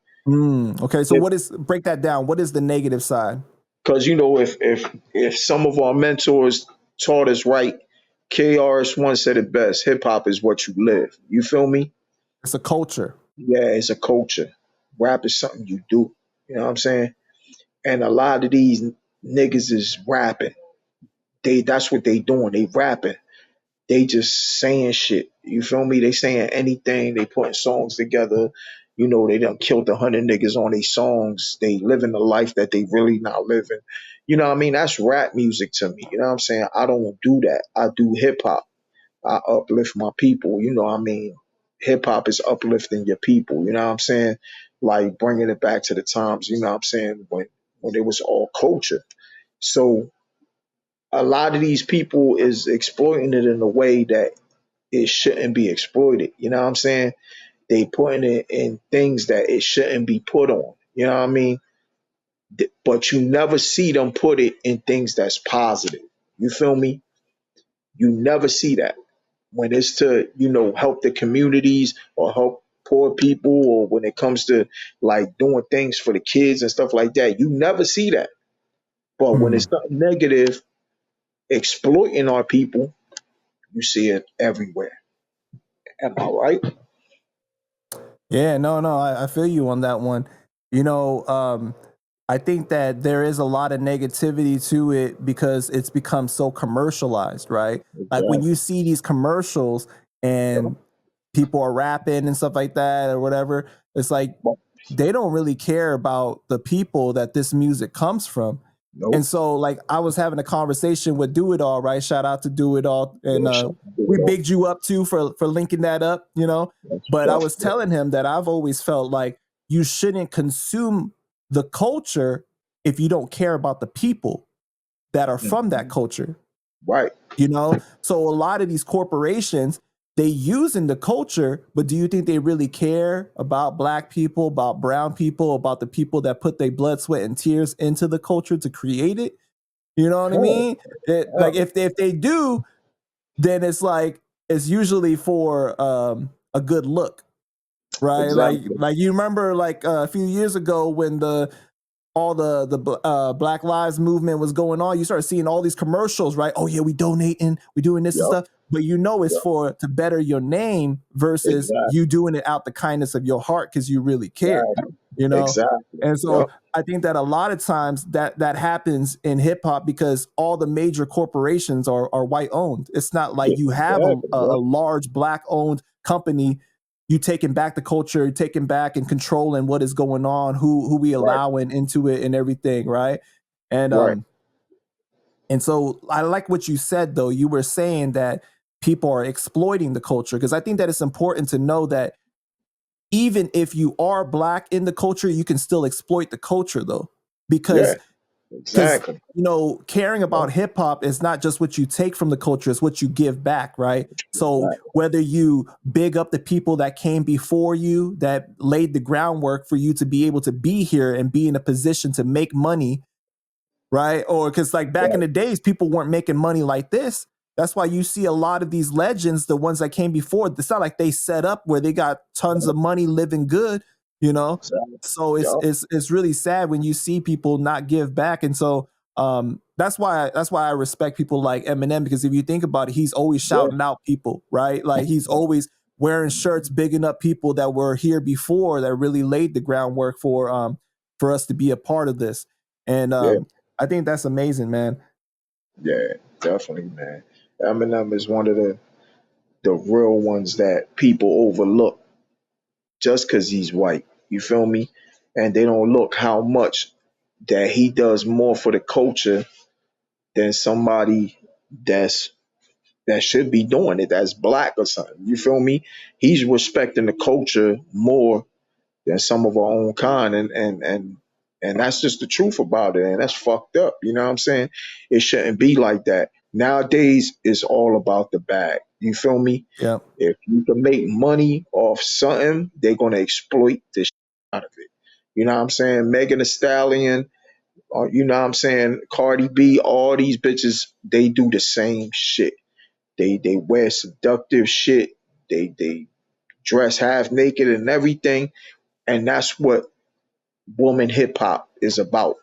You know what I'm saying? But Yo, let see, somebody, see, now you taking this somewhere else because I just saw Lord Jamar talk about this where he was saying yeah, on his podcast where it's like female hip hop has become just about that, right? Like yeah, busting it open and just basically exploiting themselves to another level. Because exactly, when do you exactly, besides I can only think of pretty much like Snow the Product, right? Snow the Product is like she on some real more MC type of shit. She's not really like trying to wear that type of stuff. And but like not a lot of female rappers are doing that anymore. It's just more of like we right, going with the trend of I'm rapping about my pussy, I'm rapping about how good my sex is, and then like I'm doing the dances, I'm wearing the tightest stuff. And I mean, it's nice to look at. Don't get me wrong, it's nice to look at, but at the same time, when you're really thinking about it, a lot of these girls, little girls, is watching that, and so I mean, yeah. there's always a negative side to hip hop as well. But so, how do you feel about the female aspect in hip hop? I mean, it's just like you said. You know what I'm saying? Like they doing all that, but they don't see that the generation coming up is a bunch of young girls that's thinking that bullshit is cool. You feel me? And now they think that they got to be half naked. You know what I'm saying? To make it in the industry, Because or you got to show we your don't have titties, you got any to show Queen your ass. Latifahs or MC Lights anymore. Exactly. We don't got none of that. You know what I'm saying? We don't got no more Rod Diggers. You know what I'm saying? We don't Hmm. got, you know what I'm saying, no yo-yos. You know what I'm saying? Like dope ass female MCs that was saying stuff. You feel me? Everybody want to be gangster. Everybody. You know what I'm saying? I was just watching a YouTube video or something, you know what I'm saying, where the girl came out and she just came out and she had a half shirt showing her stomach, showing her belly, and then she had a big ass gun on the side of her hip. And she was like, I just came out the block ready with my weapon again. I said, what the fuck is this? But it's a gimmick. You know what Right. I'm saying? That's what they gotta do. You know what I'm saying? The next thing you know, she dropped the shit like it was hot and put the gun and took the tongue out. You know what I'm saying? Like she was gonna lick the gun. You know, that's what they do is a gimmick. You know what I'm saying? Like, cause that's what they could use. They use all them tools of real hip hop, but twist it up See, and make it look in a kind of way that's fucked up. See, my thing is though, is like you could do that, but have some balance to the music though. Like you could talk about some real shit on some other songs. You could have some more sexual songs and stuff, but all of the songs being like that, like that's where the How about not do it at all, though, Chop? How about be your own person and be creative and learn to make a fucking record? yeah. How about that? But you You know know what what? I'm saying? See, the problem is also with social media, right? I feel like a lot of Hmm. times it's so unbalanced where you see somebody like, say for example, remember Sweetie? She has got a Yeah, big ass following, right? yeah, But what are people really mhm, following her for if she only sell 9,000 copies or whatever small amount she sold off her first right. week of sales? So it's like, Yeah, are you just more of a fan of the person and the person like looking with all the jewelry and the clothes and the makeup right. and all that, right? And you're not really caring about the music anymore. So like that's what it really boils down to for me. And we know that some of the numbers is fake too, but you get what I'm saying though. Like it's Yeah, crazy. yeah. Nah, that's it's real crazy. I'll tell you what. I'm trying to remember this person's name. Um, Somebody was talking about how some of the some of the A&Rs and the VPs and the reps, how they looking for certain artists on YouTube and stuff like that for gimmicks, you know what I'm saying, to put them as write-offs. You feel me? They'll pick them up, but they just using them as write-offs. You know what I'm saying? So if you're doing anything like what we talking about, exploiting yourself or doing a bunch of stuff that's gimmicky or whatever, they're gonna give you a little 360 deal, bullshit deal, and sign you for you to do that gimmick. And if it fly, they'll push you to the end of the world. But if it don't, then they'll throw you in the trash can, and the next gimmick is next. You feel me? Right. And this is what they doing, and this is why labels is suffering because they're not doing what they did before when they was getting authentic music.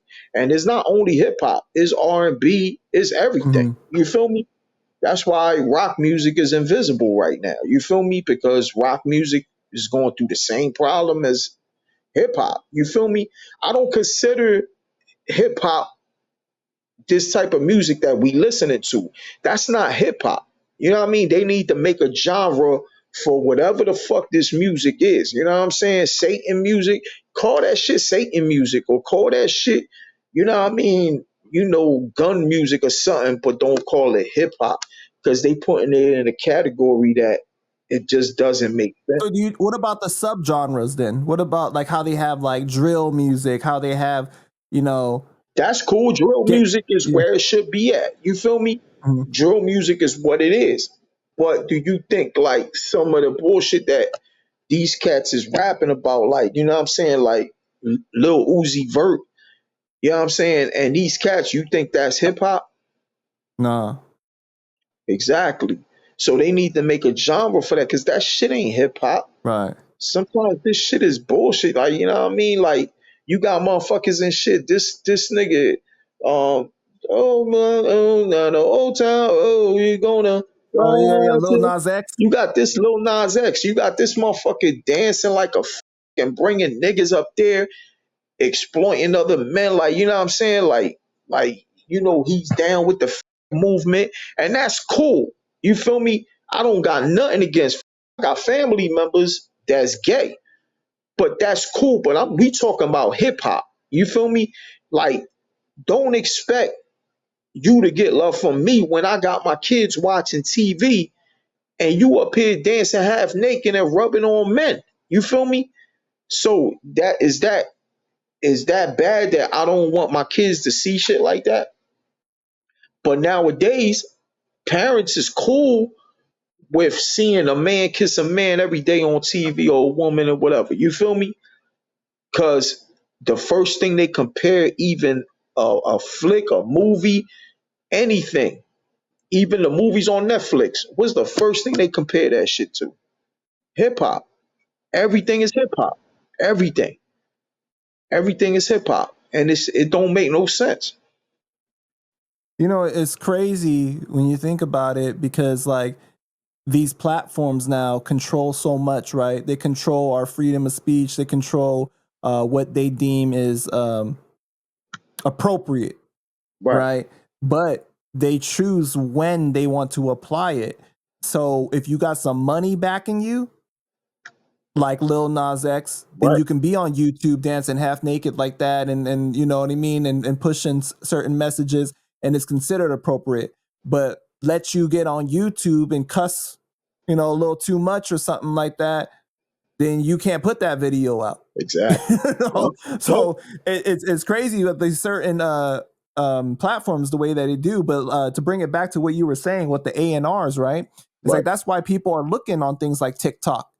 Who can we develop Yep. for a trend for a quick buck and everything like that? You Yep. know, because that's why you see some of these people that don't even know how to rap, but hey, we're gonna throw you in there. Like what's her name? The Cash Me Outside girl, Exactly. right? Right. You Exactly. know what I mean? Gimmicks. Like Yep.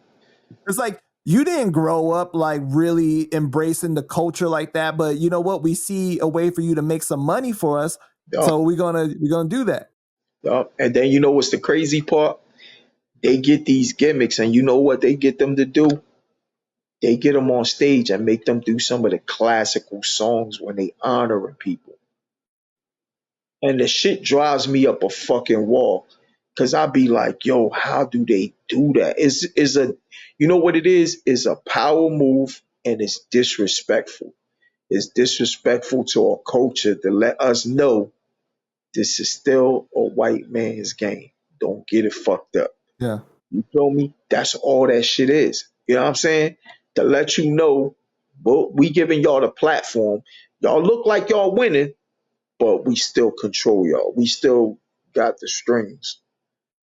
And y'all, you know what I'm absolutely. saying? And I think that's what's so crazy because like you know it's all about the bag, right? It's about who's going to pay us the most. Yup. And if you think about it, it's kind of like similar to like, for example, the big three, Right. right? Ice Cube's basketball league, Right. black owned, right? But we're not gonna go there because the NBA is gonna pay us more, Exactly. even though what is more right to support is a black owned thing, and we can control our narrative, we can control what Yeah. we do and everything, right? Yup. But because we're not going to get as much money there, we got to go to the white record label and we're going to get our money there. Yup. And so I get it, but at the same time, it's fucked up because they shouldn't have control over the culture. They shouldn't be assisting and exploiting the culture when they really don't give a fuck. Yeah. They just looking at the money. Everybody's a dollar sign. It's not about, hey, these are people coming from really difficult circumstances in the hood. Let me help them understand finances. Let me help them, you know what I mean, get health insurance or whatever, all these different things that a regular artist should have. Exactly. Exactly. That's exactly what's going on too. And that's where you get a lot of these acts that's out there doing what they do, and then they take it a step further doing unbelievable shit that you be like, damn, why is they doing that? You know what I'm saying? But it's because these people put so much belief in that bullshit that now the same people that they put belief in, that they just really think they could do certain things that the greats did before them. You feel me? So now it's hard to find great artists anymore. There's no great artists. Don't you think that also it's like kind of like if you feed us enough bullshit, you got to pick the best of the bullshit. Exactly. And that's where we Right? at already. We've been that. We've been there. We've been there already. Chop. Because if you look at it when the times flip, all I could remember was we used to be like, yo, Soldier Boy ass. You feel me? Like, you know what I'm saying? Certain motherfuckers, you knew they was ass. You feel me? Right. You like, damn, these motherfuckers ass. But then when hip hop got even 10 times worse, shit, Who's I was happy to hear Soldier Boy compared to that shit. right? You Because feel now me? he's being celebrated though. If you Exactly. notice that, right? That's my point. That's Because my I remember, point. because I know you know what I'm talking about, but Yeah. I remember in the earlier 2000s, we started to see Yep. more and more of the bullshit, right? And like Exactly. us, like true fans from the golden era, we're like, what the hell is this shit? Yeah. You know what I mean? Like, what is this? Yep.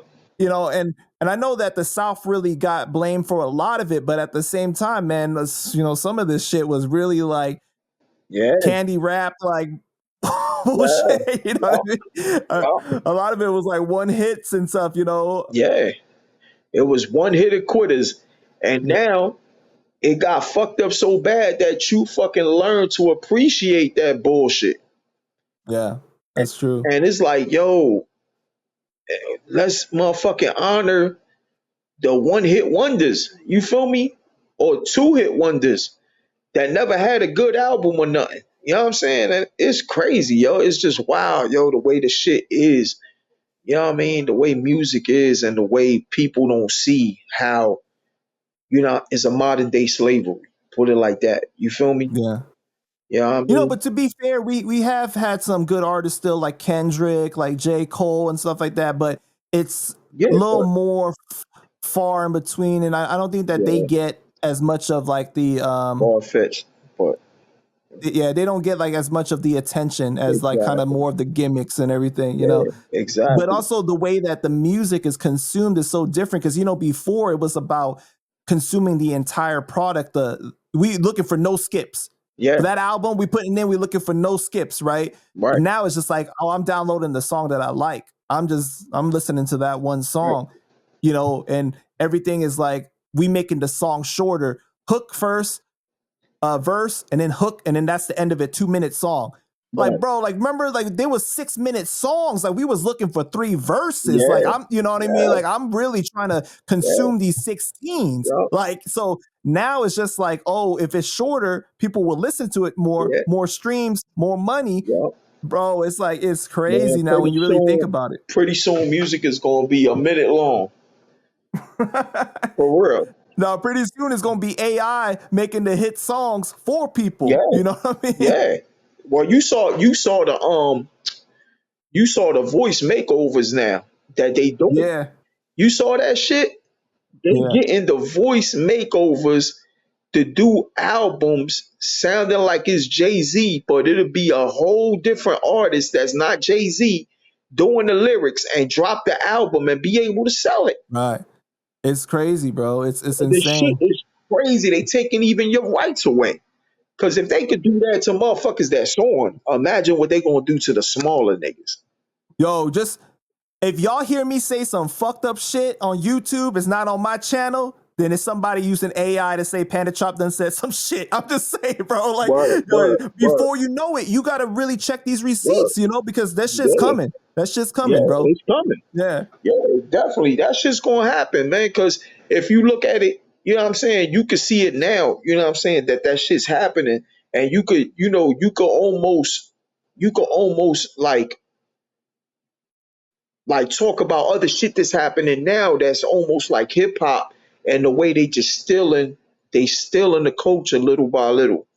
You know what I'm yeah. saying? They just stealing the culture little by little with what you were saying. You know what I'm saying? The shit is This shit is wild, man. It's wild. It's amazing to me. Sometimes I don't even know what to say sometimes, man. That's why sometimes I'll be like, this shit is crazy. That's why I I don't like know. talking about it, because the game is so fucked up, and it hurts when it's artists like myself, you know what I'm saying, and other artists. But why you think artists like, you know what I'm saying, like Vinny Paz, you know, Peace. yo, beast like a motherfucker. Vinny should be mentioned as one of the best rappers ever. But why you think brothers like that don't get the shine, and they don't want it? You know why? Because they can go overseas by themselves, which he's doing now. Because that's my brother too. You know, Vinny Paz is a good friend of mine. So he can go overseas, make his money, and he don't want to deal with labels or nothing. For what? You know what's so crazy is For that what? I've heard that overseas Is the where hip it at? hop fans are even Yup. better, bro. Like they're more real, That's they're more traditional and yup. everything, right? They care about the Yup. lyrics more, all that. Yup. It's like they like I don't know, they in another world. Where you think I'm targeting at, Panda? That's where I target. That's my target. I'm worrying about overseas. I'm still going to put music out in the States, like the new project I'm dropping. I'm still putting in the States, but I can't worry about a place that doesn't appreciate good music. You know what I mean? Mm, I got to worry about the places that want to appreciate good music. And I could do a show over there, and people could sing along with my songs. You feel me? And you could feel that love, you know what I'm saying, from the right place. Because sometimes the love ain't coming from your hood no more. The right, love is coming from other niggas, so you feel me, that appreciate good music. And I ain't talking about the United States of America. You might have to leave the country to get that love. You feel me? Because out here, this right. shit is whack, man. It's So bad. at the same time, though, so with the change in technology and the era and everything like that, it does help people like you, though, the Yeah, people that are more on the independent grind. That right, you can choose the marketplace, just like for example, like like Tech 9, right? He right. chooses where to tour in Yeah, particular areas where they appreciate his music right, more, right. And and so that's what I'm doing. I'm starting to target. I'm going after target audiences, and that's the best way to really do your music, when you get your target audiences or go to countries that really appreciate you, and you taking shit and you see where that following is really big at, where the lesser following stay away from certain places and go to places that they appreciate you at. And that's right. how you not only make your money, but you create your fan base, and you're gonna be around forever. You know what I'm saying? Okay, so shifting gears, because you grew up in the streets, right? And you know the codes and you know hip hop is from the streets Right, and those codes are often embedded into the culture. right. How do you feel about how hip hop has changed in that regard and has become more acceptable of people snitching, not being gangsters and rapping about gangster stuff still? You know what? I know why they do it. You know what I'm saying? I know why they do it, because they done let so many bitch made niggas in the game that, remember, before, back then, they used to get real motherfuckers that really come from that to tell their story. You know what I'm saying? Nowadays, they'll pick up their little nephew or their cousin that lived in Beverly Hills their whole life, and next thing you know, you got Malibu's most wanted. You know what I'm saying? But it's for real. You know what I'm saying? They really got Malibu's most wanted acting like they from Compton though. You know what I'm saying?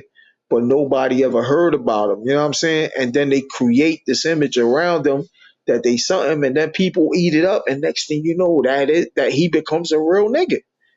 Cause you know what I'm saying? Even in my neighborhood, like even now with social media and shit like that, I see some of the rappers that was pretty decent, even in my hood. And you can't tell nobody shit, because Facebook and IG got motherfuckers thinking they really superstars. You know what I'm saying? And it's fucked up. You got the smallest motherfuckers like, yeah, I'm going to the lab. I got work. You know what I'm saying? I got this big show to do tomorrow and shit. And the show that they doing and shit is for like 10 people and shit. Yeah, I killed that shit. All three motherfuckers was cheering. I killed it. I'm the next best thing since Jay-Z and shit. You know what I mean? And it's sad, bro, because it's like, yo, this shit is pathetic.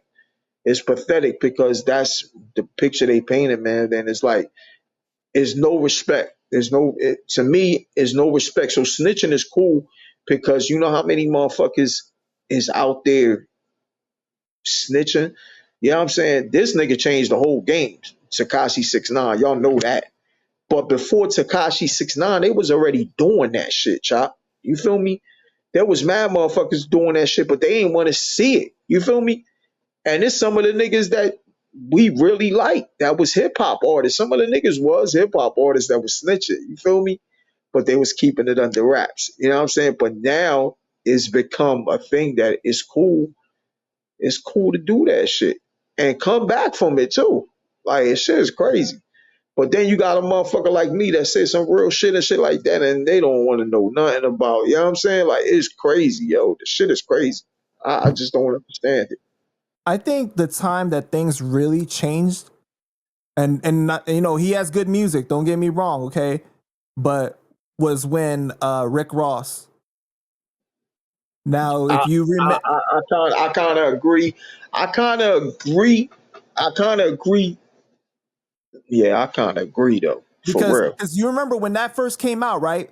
Yeah, Everybody was like I thinking kind like, of "Yo, his agree. career is over," right? Because that's never been accepted in hip hop. We never let any shit like that slide, right? But when he Yeah, was able to keep on, and 50 was really on yeah, his helmet at that time, bro. Like I thought it yeah, was really over, yeah, right?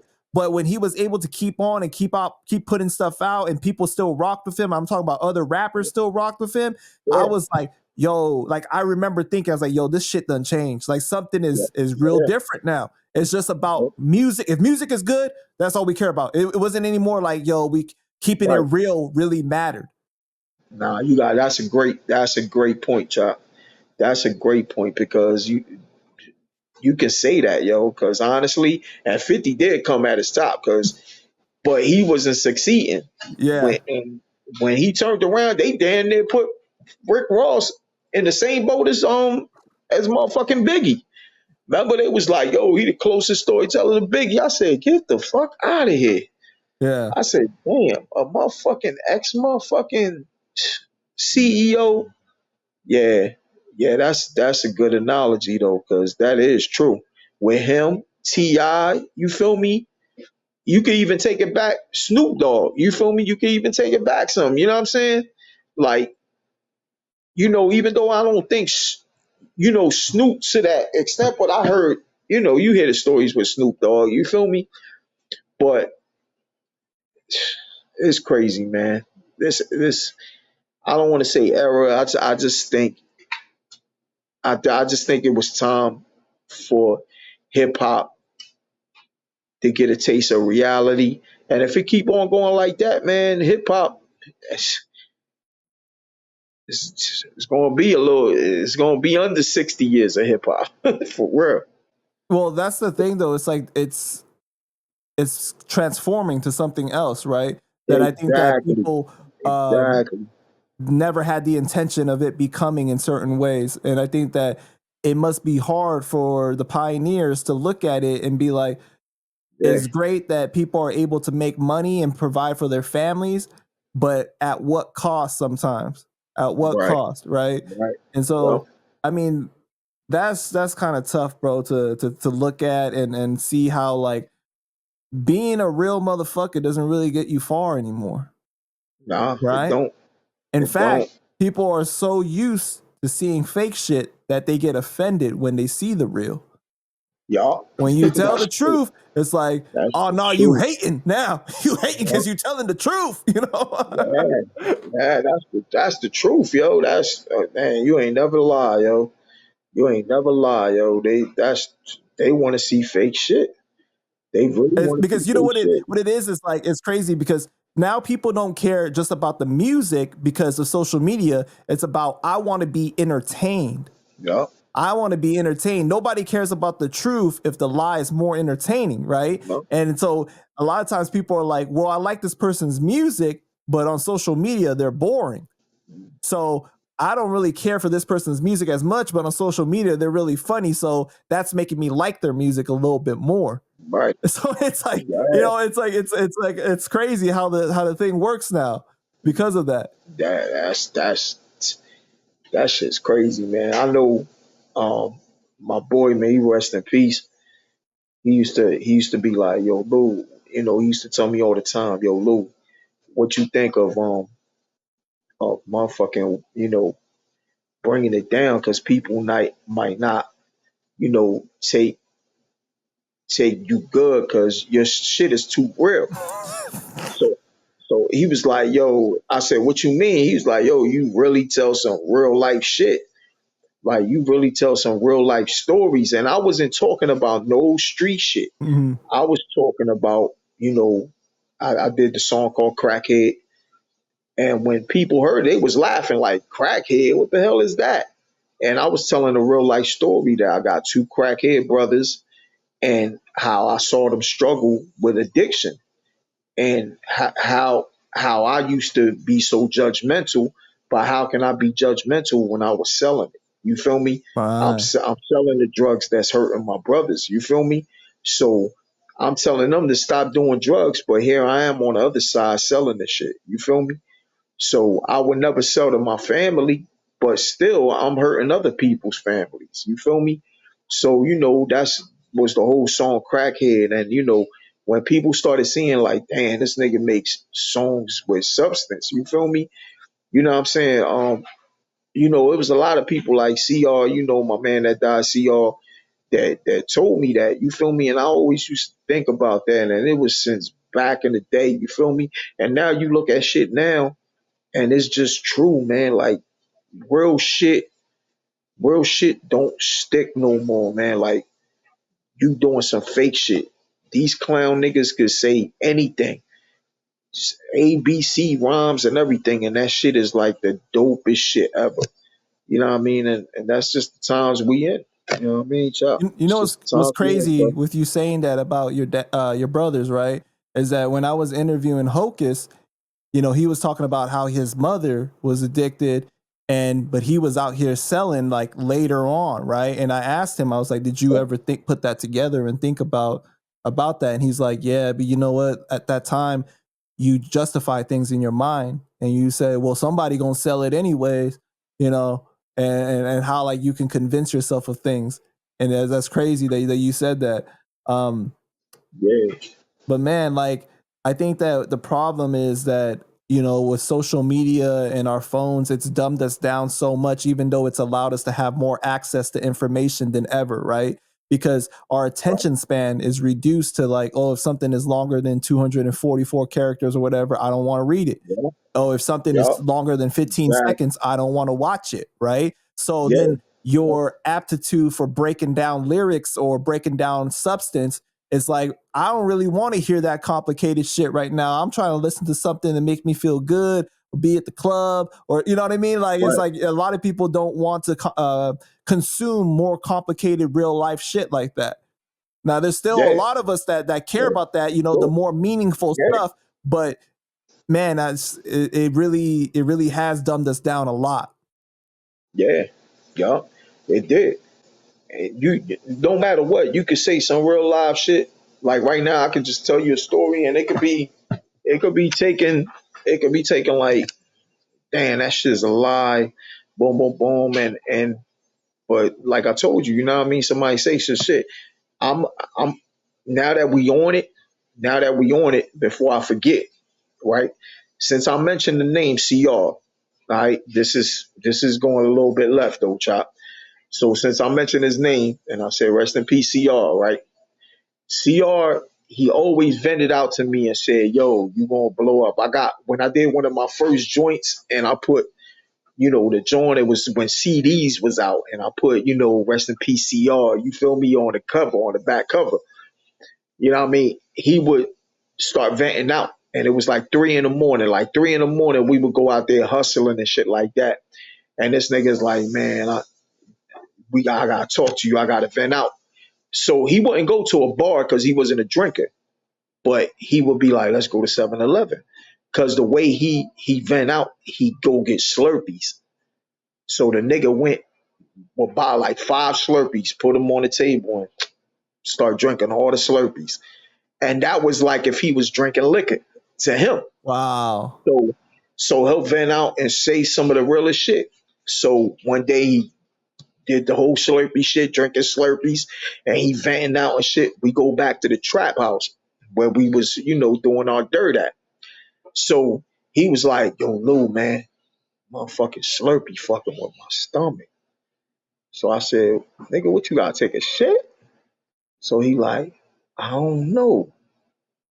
I said, nigga, you put something in the Slurpees and shit? So he was like, I don't know. So there was a fiend, somebody does drugs.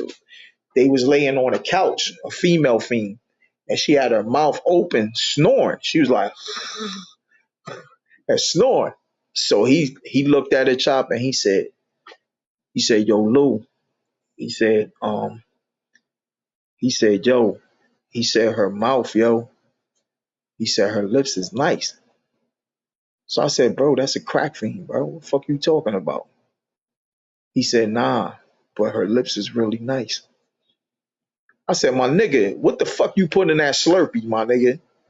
That's a crack fiend. You telling me and shit the crack fiend's lips is nice, nigga. It's like, bro, her shit look like a nice toilet seat. So I said, a nice toilet seat, my nigga. The fuck you talking about?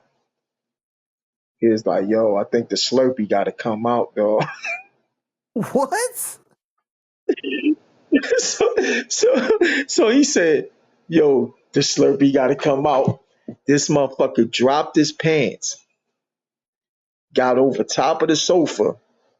This nigga touching his ass, lining his asshole to her lips. And that nigga said, da, da, da, da, da, da, da, da, da. Yo, all you see is all this shit go right directly in her mouth, yo, while she like this sleep. That's wrong, bro. Yo, That's my nigga. wrong, bro. Listen, I'm telling you some wild hood shit, nigga. Right, right, Yo, right. so I'm looking at shit. Yo, my man Snoop cracking the fuck up. This some real shit. Like niggas that was around in the hood. I hope some of them is watching this because I hope some of them leave like, yo, I remember that. That shit is true. Yo, the bitch start throwing up. This nigga almost caught a shit body, my nigga. Literally a shit body, nigga. He shit it right in her motherfucking mouth. She throwing up all over the fucking place. So this motherfucking shit with his pants down running like, yo, the Slurpee came out. The Slurpee came out with a motherfucking. I was wondering why he had the motherfucking toilet paper in his arm the whole time. I'm like, why is this nigga carrying toilet paper and shit with a bunch of Slurpees and shit? Yo, that's how wild my brother was, man. May he rest in peace. I had to tell you that story because that was motherfucking CR the Wow. superstar, man. May he rest in peace, my brother, man. For real, yo. Was he high when that happened, or No, what? he What wasn't caused him to high. do My that? brother didn't do drugs. He didn't do drugs. His high was drinking Slurpees. I know, but what made him want to do that of all things, though? Like, as you said, he was acting a little weird before that, though. Nah, that's not acting weird. CR didn't give a fuck. CR was a wild bull. You know what I'm saying? And he was one of the realest niggas, man. You know what I'm saying? And like I said, may he rest in peace, man. His brother's a co-sign shit. I'm gonna tell his brother, you put this up, I'm gonna tell his brother and his family, look at that shit. They gonna co-sign because a lot of people was out there when he was just a wild boy, but he was our nigga. You feel me? That was my nigga. That was my brother for life, man. I got so many stories with CR the superstar. But see, shit like that, like when you telling real life stories, nobody will appreciate real life hood stories. Right, right, But right. then you got all these other motherfuckers making up stories and shit. You know what I'm saying? And I don't want to mention nobody, but you know who I'm thinking about. You know what I'm saying? There's like 3 motherfuckers I'm thinking about make up stories and shit, and they the king of storytelling. Get the fuck out of here. Like, tell some real loud shit that really happened in the hood. And hood niggas is gonna know what we talking about. Them nights that we was breaking nights out there doing our dirt, man. But yeah, man, see y'all, man. That was a live one, bro. That was a real one. That's crazy. Yeah. How do you feel about drill music and how these rappers are talking about the crimes and putting the dead ops names in the songs or getting caught up on social media? I really don't like it like that. You know what I'm saying? To a fault, some of it I understand. You feel me? Like I get some of it to a certain extent. You feel me? How I feel about I think it's dope. You know what I'm saying? Like for the new generation and shit like that, I think it's dope if they would just keep it music. You feel me? Like if they would just keep that shit music. But unfortunately it's deeper than that. You know what I'm saying? And and it's get taken the way they take it, man. But I mean, like I said, to a fault, I understand it. But if it was just music, I think it'd be dope. But you know what I mean, shop. It is what it is. So, because you come from the era where there's like more of codes of like things like, okay, if you see like the ops with their mom or something, you give them a pass. You know what I mean? You don't shit on the dead homies but they like talking about like pissing on the grave and like the fucking homies that are dead and like like it's just like there's no code there of like this is like you out of bounds with it. You know what I mean? Now there's there's no rules, anything goes kind of thing. So like, what is that like for you to see that? I mean, you right. When I came up, it was more like you can give a pass every now and then, but the way it is now is just is disrespectful in a lot of ways. You know what I'm saying? Because some of these it's younger niggas though. You gotta understand, there's a lot of younger niggas that's just off the hook. That's they going all the way left with it. You know what I'm saying? Like disrespecting niggas' moms, that the wifeys. You know what I'm saying? And everything. You feel me? So I don't agree with that shit. You know what I'm saying? I think that shit's some coward shit when you start, what I'm saying, making families the ops. You know what I'm saying? I just think it's coward shit. You know what I'm saying? If you got a problem with a motherfucker, leave it with that motherfucker. You feel me? Don't put families and all that shit involved. You know what I'm saying? Because, that shit is really just fucking up the culture to me. With them putting like the names of like people inside the songs that have died or that they may have killed or even in like the social media posts, like what are you thinking about that? Like that's just like asking to get caught up, Right. right? And we've seen it like even with like the YSL case and just like different things like that. So you asking me like what I think about that? Like as far as Yeah, yeah. what I think about like niggas. Like why is that like such a thing now? Why is that like so common? I mean, you know what, Chop? That's a good question, man. I just think every niggas just want to fit in. You know what I'm saying? I don't know. I don't even know how to answer that. I just think niggas is just crazy, man. They just trying to fit in and they follow these trends. You know what I'm saying? It's like when they do the fucking crate challenge and that dumb shit you on your stomach, like motherfuckers just do anything. You know what I'm saying? They try anything. And it's like that with music. You know what I'm saying? With music, it's like, yo, let's go at it like this and see if that works. And if that shit start trending, because it's all about anything that start trending and start, you know what I mean, going viral, it's a wrap. You know what I'm saying? Because everything is social media now. You feel me? Even even to shoot a motherfucker, if you say, yo, I'm gonna shoot this motherfucker on social media, and that shit gain traction. 9 times out of 10, that nigga's gonna kill that motherfucker. You feel me? Just because motherfuckers is like, yo, we want to see if this nigga really gonna kill this nigga. Right. And it's stupid to me. You know what I'm saying? It's sad, man, because it's like a lot of the younger motherfuckers that's the ones doing that. And I don't know. To me, who would like that type shit though, Chop? Do you like that type shit?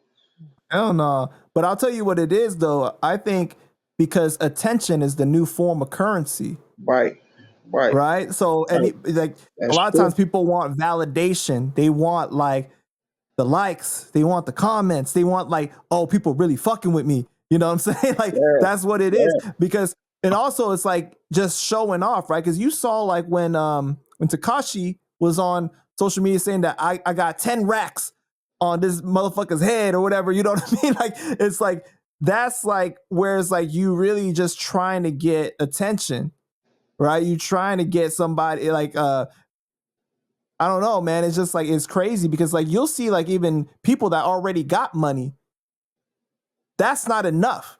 I got the money, I got the Yeah, girls, it's not enough. I want to show it off on social media now. I want to risk what I got going in my professional life and everything because I don't have this yet. I'm yeah, not known enough. I don't have enough people really bigging me up, knowing that I'm really that motherfucker. that's You know true. what I mean? Like That's true. That's people true. working regular jobs type of stuff, businessmen type of stuff too. You know, like Yep, that's what it is. It's crazy. exactly. Yup, that's true. That's very true, man. Because it's 50 years of hip hop, what are some of your favorite moments in hip hop that you've witnessed and that you've been a part of? Mm.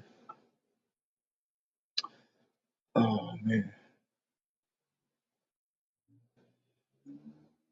I don't know. I saw a lot of moments in hip hop, man.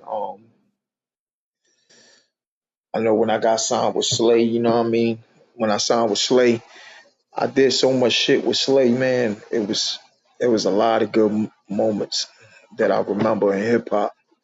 Um, from rocking shows, from what I mean, going downtown, you know what I'm saying, in Manhattan, and he got on the turntables and I got on the mic and we did some back in the day turntable DJ MC shit, and I started freestyling, you know what I'm saying, before he went to the basketball joint and we killed that shit, you know what I'm saying. Um, man, it was a lot of highlights in my career, man. You know what I mean? Especially when I was with Slay, man. I had a lot of good moments with Slay, man. It was, it was unfortunate that Slay passed away, man, because man, we was about to come back full circle, you know what I mean? And what happened happened, man. But I say some of my best moments was with K Slay doing shows, doing the Mecca shows and doing some of the biggest shows, you know what I mean, and the Oxy and all that shit. And the radio stations and shit, when Busta Rhymes called me live on the radio station, you know what I mean, when Slay was breaking one of my mixtapes and shit, and Bus called the station and commended me for having my pen game, so nice. And I actually recorded that. That's actually on one of my songs. You hear him saying it. You hear Buster call me up and talking to me and saying, "Yo, I gotta commend you for having your pen game so dangerous. If not, we won't have a record on the street. But since you coming the way you coming, I had to do a record with you. You feel me? And that's one of the highlights of my career. You know what I mean? When he called me up, you know, on a radio station, and we took it from there. You feel me? What was that like to hear Busta's voice come through and say that to you? Man, that shit was like, man, that shit was like chills all over your body. You know what I'm saying? My hairs were standing up in my arms. I was like, it was almost like, damn, I'm here. You feel me? Like I just felt like I'm here. You know what I'm saying? It's my turn now. You know what I'm saying? And it was just one of them highlights of your career when you hear one of the, you know what I'm saying, your heroes of hip hop, somebody you look up to, you know what I mean, for being a lyricist that Busta is, just say that to you, you know what I mean, and then jump on a record with me, but then make me record another verse and put it on his mixtape. So it was like, damn, this Wow. shit crazy, and wound up having 3 songs with Busta. You feel me? Mm-hmm. So it was an honor, man. That's like one of the highlights of my career, and it was an honor, man, that Busta even took the time out there. You know what I mean? Deal with the kid from Camden, New Jersey, coming up in the game. You feel me? Just because he knew I was coming at it. You know what I mean? On some possess shit. There's a rumor that you had a past beef with Just Blaze. What happened with that situation? I mean, it's just Blaze. I mean, I mean that it wasn't like a big beef like that. It was so far back that it was in the MySpace era. You feel me? That's how Wow. far back it went back. And that was when MySpace was already dying down. You feel me? And Facebook was coming in. So it was like MySpace dying and we was already on Facebook. You feel me? But Just Blaze, I'll go back when I first got with K Slay and signed with K Slay. I did my first mixtape, you know what I mean, with K Slay. And one of the records on there was called Ride With Me. You feel me? So it was a sample from Rick James, you know what I'm saying? And Slade was playing that on the radio for like 6 months strong because it was just one of them records that was hot. You feel me? It was banging. People loved it. He playing it on the radio, and that's what got a lot of people to listen to me. You know what I'm saying? Next thing you know, Just Blaze does a beat for Jay Z, and it happened to be a sample from my record. You feel me? And he took and did the whole giddy, stole my whole shit. And that record that Jay Z winded up doing to that beat that Just Blaze gave him was Kingdom Come. Wow. You know what I'm saying? When Kingdom Come, you ready? When Kingdom Come, you know what I'm saying? And it winded up being that record. So I'm like, yo, Slay, what the fuck? Like, that's my shit. This nigga done stole my whole shit. So Slay was like, look, we've been playing it for a while. Let's see how the shit pan out. But before any of that happened, Just Blaze take and put the Kingdom Come track, Jay Z, and then he puts another link and he said, y'all let me know what track y'all like better. This clown ass nigga trying to say this is his song, boom, boom, boom, and then he gonna put a link with my track. And I was mad as hell because I never disrespected Jay Z, never thought about coming at Jay Z because Jay Z is a fucking, you know what I mean? Jay Z all the way up here. Right. So what my dumb ass coming in the game got any right to say about a fucking master? You feel me? And then somebody I respect at that for being one of the motherfucking gurus in the game and one of the best MCs I like. So I'm like, look at this punk motherfucker. He trying to make me look bad. I'm starting to come up in the game.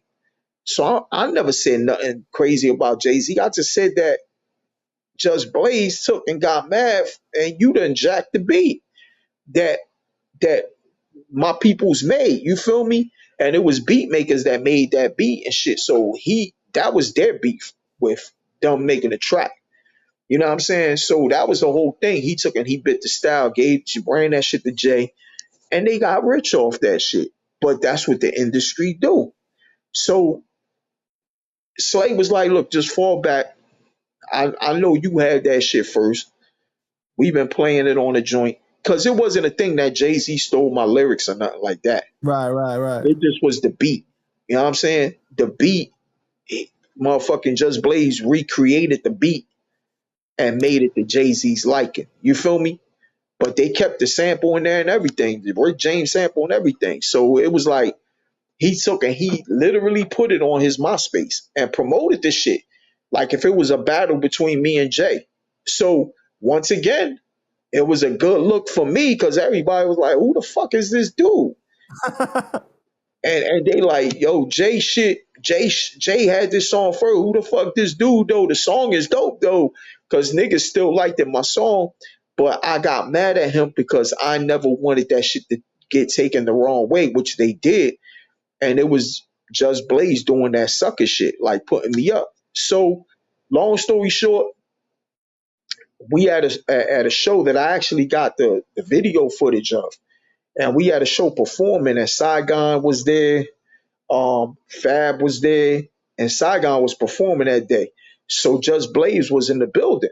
You feel me? And he was up top, the second floor. You know what I mean? It was in New York. You know what I'm saying? Downtown Manhattan.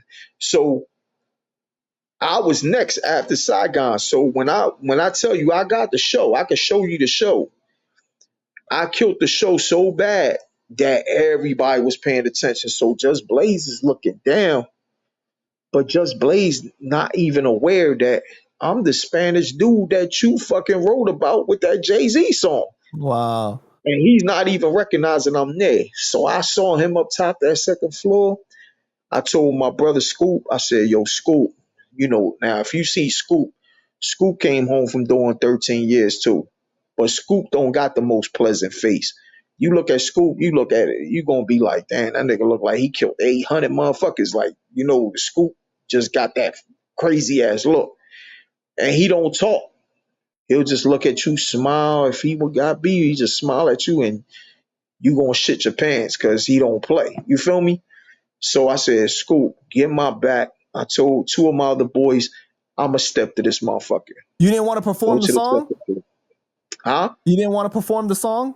Nah, I didn't perform it because I had my set already done. Oh, okay. You know what I'm saying? But I didn't know he was gonna beat it. You Right. feel me? So I did my set, we was done, but the crowd, I killed it. You know what I'm saying? So my next move was to go to the second floor and confront Judge Blaze for that bullshit he did. So Scoop standing next to he had a bodyguard, big tall dude. Now, mind you, Scoop is a little taller than me. He got next to the bouncer. The bouncer looked at him, yo, what's up, bro? He was like, nothing. My man about to talk to Judge Blaze and you ain't gonna say shit. That bouncer was like, that's how scared he was of the niggas I was with. Went right around. My other boy went around the other side just to make sure if something pop off. I took and put my arm around Just Blaze and said, Joe, how you gonna diss me and put that track up with Jay-Z? I never said nothing about Jay, but you gonna try and make me look like some sucker nigga? I said, you got a fucking problem with me, dog? Nah, bro. Oh, you big Lou? What's up, dog? I said, nah, what's up? Nothing. What's good with that shit, bro? Nah, bro. Listen, bro, I don't want no beef with you. None of that. I said, I ain't had no beef with you till now. How you gonna put me on social media trying to play me out when I never said nothing subversive about Jay-Z or you? I said, and you gonna try and play me? I said, take that shit down, bro. I said, and then once you could take that shit down, learn to build with me, because I do need a track from you. I would love to have a Judge Blaze track. I said, build with somebody. I'm coming in the game. I just signed with K Slay. So what's up? Yo, I got you. I'ma do that, man. I ain't got no beat. I think he was just scared for real. Mm, Cause he saw how I was coming. right. You know what I'm saying? So it was like, it wasn't me trying to be no tough guy. I was really mad because I'm like, damn, don't motherfucking do that to somebody I fucking idol. Yeah, that's one of my idols. You know what I mean? Jay-Z. So you gonna make it look like I'm competing against him when I'm never competing against somebody I respect. You feel me?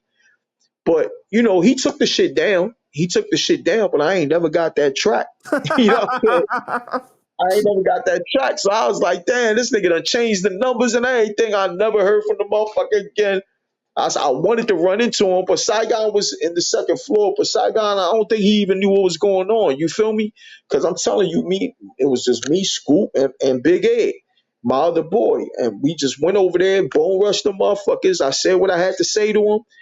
I said, yo, give me that track, though. I could use the Judge Blaze track. We shook hands. He did take the shit down, though. You know what I'm saying? And he was like, look, that was my fault. I was just mad because they were saying that I bit the joint. And I said, and you didn't? I said, you put the same sample the way it's on my track. Nah, I already had that. I did this. I said, well, listen, that's something the producers got to talk about. But that ain't got nothing to do with me. You feel me? What you did. But, talk that shit out. My joint been out for 6 months. Y'all shit just came out new and fresh. Everybody gonna jump on it's Jay-Z, of course. You feel me? Everybody gonna jump on that. You know what I'm saying? I'm up and coming. But like I said, you know what I'm saying? We left it at that. I ain't never got no Just Blaze track.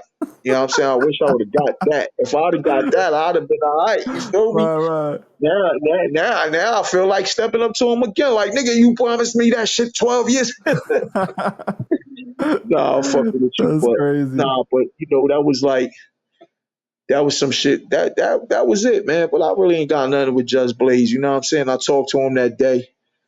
and it wasn't nothing I was trying to be bad or nothing. I was just kind of hurt because Jay-Z, one of my idols, you know what I'm saying? And it was like, nah, I gotta show this motherfucker not to ever play me like that because I'm gonna come see you. And that's what happened. That's all that was. That's crazy, man. So I've seen But ciphers with you, and you're a thank you. beast, right? Like I mean, like you killed the whole shit and everything. Um, who would you like? Would you ever go into battle rap? Oh, they gotta be the right. I mean, for the right amount of money, hell yeah. Because I don't know, man. I But don't know if somebody say the wrong thing to you, if you could hold back, Lou. You know what I mean? You might start swinging on somebody. nah, I mean, I'm too confident because I mean, That's why they. Slay turned on you. And then next thing you know, Lou go pop. You know what I mean? Nah, I think they gotta say some Joe don't like some you. serious. Crazy. Cuban don't like you. You I wouldn't even worry about. I would worry about somebody saying something about my family or something or Oh, some okay. untrue shit. If it's some untrue shit, I mean, you gotta have tough skin. I got tough skin. Right, But right. as long as they ain't coming on no bullshit and no lies, I'm good with it. If you gonna say some shit about me, make sure it's true. You know what I'm Mm. saying? Say some lies that's true, like how I might have fucked your bitch or might have fucked your mom or your sister, but don't say no other shit that's not true. Cause I asked Cuban the same thing. He said he can't do it because he gonna end up swinging on somebody. So I mean, for that's why I say they got to pay me a nice amount of money for me. You know what I'm saying? Like, but I think I'll eat some of them niggas up because some of them niggas is garbage, but you yo. know it's not just about the lyrics, it's about the way you perform it and the way you pause at the right time No, and but that's everything. why. But I got cats that I know. You Okay. feel me? So I would have to holler at. I'll definitely holler at some of the people I know. Like I'll holler at like Cortez or Hollow the Don. You know what I'm saying? Like Oh, you know both of them? yeah, yeah. I got records with them. They on my project with me. They actually on some songs with me. Okay. It's me, Cortez, Hollow, Don, and A Pinks. So, I fuck with battle rap. I definitely Wow. fuck with battle rap. Shout out to Yeah. Hollow, Don. Cortez is my nigga. All of the Yeah, you know what Don. I'm saying? I think I would have to talk to certain people, you know what I'm saying, that I know, you know what I mean? Like, I even got Matt Hoffa on the project. I fuck with Matt Hoffa too, you know what I'm saying? Even though, he doing his thing, I haven't talked to him lately in a long time actually, but he doing what he do. But I know a lot of battle rappers that I could talk to, but like I probably will get more advice from like Hollow the Don, Cortez and shit.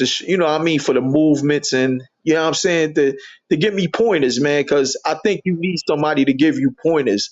So I'm not gonna go in there on no wild shit. Like if I know how to do that, I would definitely have to get pointers from brothers like them that pioneered that shit and is very good at doing that shit. So I would definitely have Because to you're get not trying to end up like Joe Budden. You know what I mean? Nah, that was some silly shit. That nigga looked at crazy, man. But that shit got irritating after a while, man. I said I couldn't even watch it, yo. I could Right. definitely not watch that shit. And then Um, the whole laughing and the mannerisms he was doing, I was like, this nigga's crazy, yo. yo, but who would you want to battle? I don't know. They gotta put bag on front of me. I don't want to battle none of the battlers. I would have to battle somebody that do music too. I ain't trying to get. Oh, okay. Okay, that's a good way to Yeah, yeah. I ain't yeah, trying to yeah, yeah. battle like none of the battlers. Hell no. That motherfuckers, they do that. You feel me? Right, right. See, my thing So is, it needs to be on somebody on your yeah, level. I get you. I respect. So you trying to say like more of like a Fredro Starr, Keith Murray kind of like situation? Nah, I ain't With, battling them niggas. That hell no, no, no. no, no. But you know how they battled each other. Yeah, I'll They kill battled them each niggas. other's. Like it gotta be like something like a papoose or something like you know what I'm saying? Like somebody like that. You feel me? Like you gotta be another. Oh, you trying to do it on Queen of the Ring? Between you and Papoose? Yo, don't his girl got Queen of the Ring now? No, that she's the owner. She's the owner of that shit, right? Right, yeah, yeah, yeah, yeah. That's what I'm saying. It'd be perfect on there, you know? Hell no, nigga. It'd be perfect for him and shit for his bitch ass. For his bitch ass shit. Nah. But did you come up battle rapping? Yeah, I used to battle. That's how I started back in the day. I actually battled this nigga that I wound up coming in second, and that's when I started getting like my shine. You know what I'm saying? When I first was doing the battle rap, you know what I'm saying? I forget the boy's name. I think his name was Shells. He was from New York. Yeah, Shells. Um, I remember him. He I battled think, Jin. He battled yeah, I Jin. think, Yeah, yeah, Puerto yeah, Rico. In Puerto yeah, Rico, and but he lost out on getting the car and everything. Cuban was at that play at that one. yeah, Yeah. yeah, and I battled this nigga you know who I battled too, and we actually was in the All Star game together and shit because we was taking some pictures. Um, journalist, you remember journalist? Nah, I don't think I've ever heard of him. The journalist, yeah, he got signed too. And you know what I'm saying? And you know, there was battles that I had in New Jersey, you feel me? When they came to Jersey, everybody will get me. You know what I'm saying? If it was like anywhere next to Jersey, they'll come get me and shit. And I was running through cats, you know what I'm saying? But I think since, you know what I'm saying, both of them had their crowd there, you feel me? And shit like that, they was like barely getting it to them by the skin of their teeth, but I still stole the show, you feel me? That type of shit. Wow. But you know what I mean? Yeah, I came up off of that. But I never pursued doing the battle rap because that shit was more later on. You know what I'm saying? Like that was later on that battle rap evolved to what it is today. You know what I'm saying? Yeah, yeah, yeah. And it's There dope. wasn't as much money in it before. Exactly. It was just Yeah, yeah. like, you know, just battling like we did. You know what I'm saying? No money, none of that type shit. You feel me? Right. So during that time, was battling more of like I'm getting my best bars that could be directed at anybody kind of situation, or because you wasn't coming off the top, right? I would come off the top. I would do written, but I'll do a lot of shit. I think it was more off the top than written. Put it like that. I Mm. think it was more 70% off the top and then 30% written because I could freestyle my ass off, like off the top. And Now yeah, that's a different skill in itself, bro. yeah, That's yeah. crazy. I used So to practice that shit though. I just always used to be in the car putting on beats and just freestyling off the top of my head, like you know what I'm saying. But then started getting a format for it. You know what I'm saying, and doing it like that. And then sometimes I would jot words down but never put it together. Just write some ill lines, and then when I battled, I'll put them lines together as I went. I'll remember like the third, the fourth, the first, the second, third, and the fourth bar that hits. I will remember them four joints for I could do like a double entendre or some shit. Then hit them with the punchline. You feel me? So I will flip it different type of ways. You know what I'm saying? why did you never do like 106 and Park Freestyle Friday or anything like that? I don't even know. I started seeing that shit. To me, that shit was corny. I don't know. It was like, and then I started, I think it was good in the beginning, but then it started to get a little yeah, yeah. it got like a little fabricated in it. Right, right. Yeah, I started like, I fell out of place with that shit. I was like, that shit You wasn't remember right. when the old boy swung on him because he got in his face? You remember that one? Who was that? This one guy was pushing up on him and stuff like that, getting real disrespectful, and With he who? ended up getting swung on. With, I forgot the name of the rappers, bro, but like man, like yeah, he ended up getting man, disqualified, of course, because he threw that punch. get the fuck But it out was of here. Nah, crazy. I never Yeah, saw that one. I think that he was about to win too. Yeah. Like yeah, like all 7 weeks or something like that. I don't know, but that was crazy, man. Oh shit. And that he Yeah. got disqualified because of that shit. That's crazy. I ain't Yo, but never see that one. what about like the Smack DVDs and stuff? You know what I mean? Or I mean, I was Fight Club. nah. Fight. I could have seen you at Fight Club, bro. Like you would have went crazy. Yeah, yeah, I would. That was more my lane right there. But I never Right. did. I never did that. But some of my peoples, they did some of them joints later on. But nah. I mean, I was on some of the DVDs that was out at the time. You feel me? Because that's when I first had got signed to Slay. You feel me? And I did some of the DVDs, but that was it. It was more because of the music shit. You feel me? Right. Is that is that era like real nostalgic to you? Like, do you kind of miss it more? Where it's like You know, it was shot for DVDs. It wasn't like instant, and like it was just a totally different vibe. Yeah, that DVD era and that mixtape era, man, is that was the shit. You feel me? That was Yeah, that yeah. was that was the era right there, man. I think if some of these young niggas knew that era, bro, they'll feel the same way, man, because they're not getting none of that real shit like we got. You feel me? But it was a different type of work that you were putting in. It was a Yeah, lot more that you had to yeah, hustle, right? It yeah, wasn't just like instant yeah, gratification. I'm uploading it, everybody's seeing it. It was like you really had to put in the legwork, yeah, everything, bro. So it's like almost like you appreciated it yeah. more. And we love the guerrilla work because I come from that guerrilla work. You feel me? Because when we dropped my mixtape, you know what I'm saying? That's what attracted Slay also because Slay was like, yo, bro, I done got like 4 or 5 thousand CDs, bro. You sold them bitches out the trunk of your car like it was fucking candy. Cause I was pushing them shits. I was selling them joints like, but I would go with my squad and we'll go to the projects. Boom, boom, boom, boom. Yo, Big Lou CD, boom, boom, boom. And everybody that opened the door, oh, that's that Big Lou shit. Give me 2 of them, give me 3 of them. I was getting motherfuckers from across town. I lived it in North Camden. They was coming from like Pollock, Centerville, coming to North Camden. Yo, you let me get a box of them shits. I'ma buy them bitches. And I was like, yo, these motherfuckers buy boxes of this shit. So it was overwhelming because the support was real. So Right. I was getting mad love from the shit, man, and I was selling units like nobody ever did that shit in my city. So I'm like selling units like crazy, and it was like, damn, that's love, you know what I'm saying? And that was even before I got with Slay.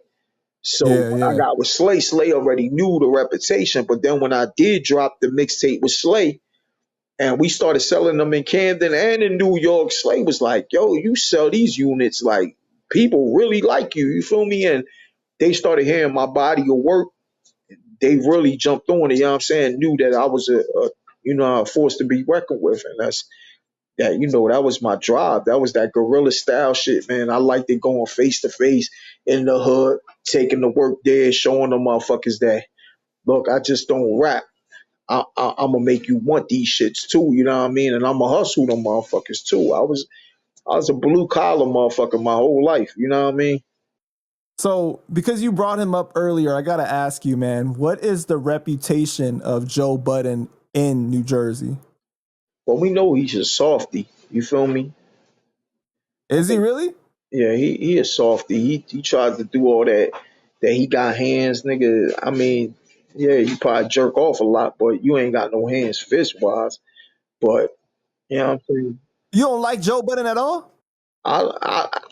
That's a harsh word. Like I don't know him like that, but we never like he knew we never saw eye to eye. You feel me? He knows a brother I know that's a rapper. I don't know if you ever heard of Nino Bless. Yeah. Yeah, well Nino Nino Bless was supposed to be was on that Slaughterhouse track. He was supposed to Bef- he was supposed to be with Slaughterhouse. So, right, right. you know what I mean? I did records with Nino Bless. That's my little brother too. You know what I mean? Nino Bless, good dude. You know what I mean? And Nino Bless told me like, yo, Joe Buttons, like, he knew I didn't fuck with him because Joe Buttons didn't fuck with me. You know what I'm saying? So Joe Buttons was always on some hate and shit. So when I did one of the tracks that I did for Slay and Slay pulled it on the radio, I had said some shit about, what I mean, I'm the best behind Red Man. What the fuck is a Joe Buttons or some shit like that, I said. And he was like, damn, yo, what's up with your boy? You know what I'm saying? But it was because the way he would come off, you know what I'm saying, towards certain people, like when I first met him, he didn't really knew who I was. And he was coming through like arrogant and trying to shit on me or shit on other fellow MCs. And we wasn't taking that shit kindly. Like, motherfucker, if you want us to respect you, you gonna have to respect us. You know what I'm Right. saying? And that's where that really started from, and then it just grew into something there. But I really wasn't paying attention to him. I was trying to do me at the time he was doing, but I just didn't fuck with him like that. You know what I mean? Hmm. Yeah, because I was a fan of the music, you know what I mean? Like I love the mood musics and everything like that. Like he can spit. He can Yeah, definitely nah, spit. And I yeah, love Slaughterhouse. Slaughterhouse is one of my favorite rap yeah, groups, but definitely people have a problem with the way that he comes across and the way he conducts himself, you know, right, and it's not even just from the music business, but obviously through the podcast and everything. Like he has maintained that, you know. right. I mean, I brought him to Jersey because I was doing shows too. You feel me? So I brought him to Jersey because he was with the Love and Hip Hop shit. So I brought the cast from Love and Hip Hop. I brought Yandy down. You know what I'm saying? And I brought like 4 or 5 more of them down. You feel me? You know what I'm saying? So Yandy cool already. You know what I'm saying? But we brought him down, and I didn't even like the motherfucker, but I still brought him down. You feel me? Got him a paycheck. You know what I'm saying? And he was ready to get his ass beat in that show because one of the girls that was there to see him, like, really was a fan of his. You know what I'm saying? So she was like, yo, she done paid to get in to see this nigga and everything. And this is why I say, you know what I mean? Like, he not a likable person because the girl wasn't too pretty. You know what I'm saying? She wasn't too pretty. She wasn't no model or nothing like that. So she was like, I just want to take a picture with Joe, you know what I mean? And she was paying for like the picture shits that they pay for, the VIP and everything. So she paid for that. So when he saw her, he like, I ain't taking a picture with her. She ugly as hell. You feel me? like Wow. like shit like that. Like you shitting on people that love your music or love you. And when she heard that, baby girl start crying and everything. So we had to pull this motherfucker like, yo, you ain't gonna play her like that. I said, you here to do a fucking job now, nigga. Now I got your motherfucker. I'm the one that got your back, nigga. You know what I'm You saying? said that Like, to him? you ain't gonna play that, my nigga. You must not know me real good, bro. Like, you know what I'm saying? Like, it was me, my partners. We the ones that was doing the show. That's what I'm telling you. Wow, okay. He's nobody to me. Who is he? Like to No, but I didn't know that you said it. I thought, you know, I'm clarifying to bro, see if it was you or it was your homie that said it. bro. I said it. My homie was ready to knock him the fuck out. You know what I'm saying? And then all he did was turn around, act like because he got bitch mannerisms. That's why I say that. He turned around and looked at his man. He was about to walk away. When he was about to walk away, I told my man, I said, if this nigga walk away from us, I'm fucking him up. I guess his man knew, like, he felt that sting. And he said, bro, just take the picture, bro. Because he was trying to save that nigga life. You feel me? Right, Because right. it's like, first of all, you going to diss a girl that's your fucking fan.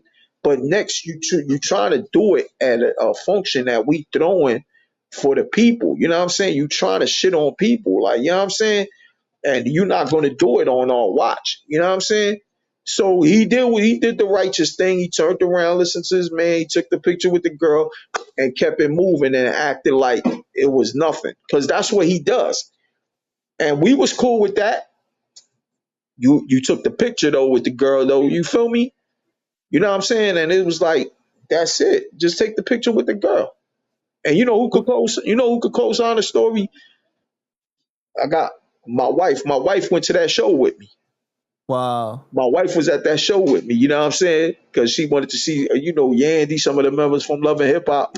You know what I mean? Because I introduced her to Yandy. You know what I'm saying? Because she knew I knew Yandy. You know what I mean? Because we brought him down.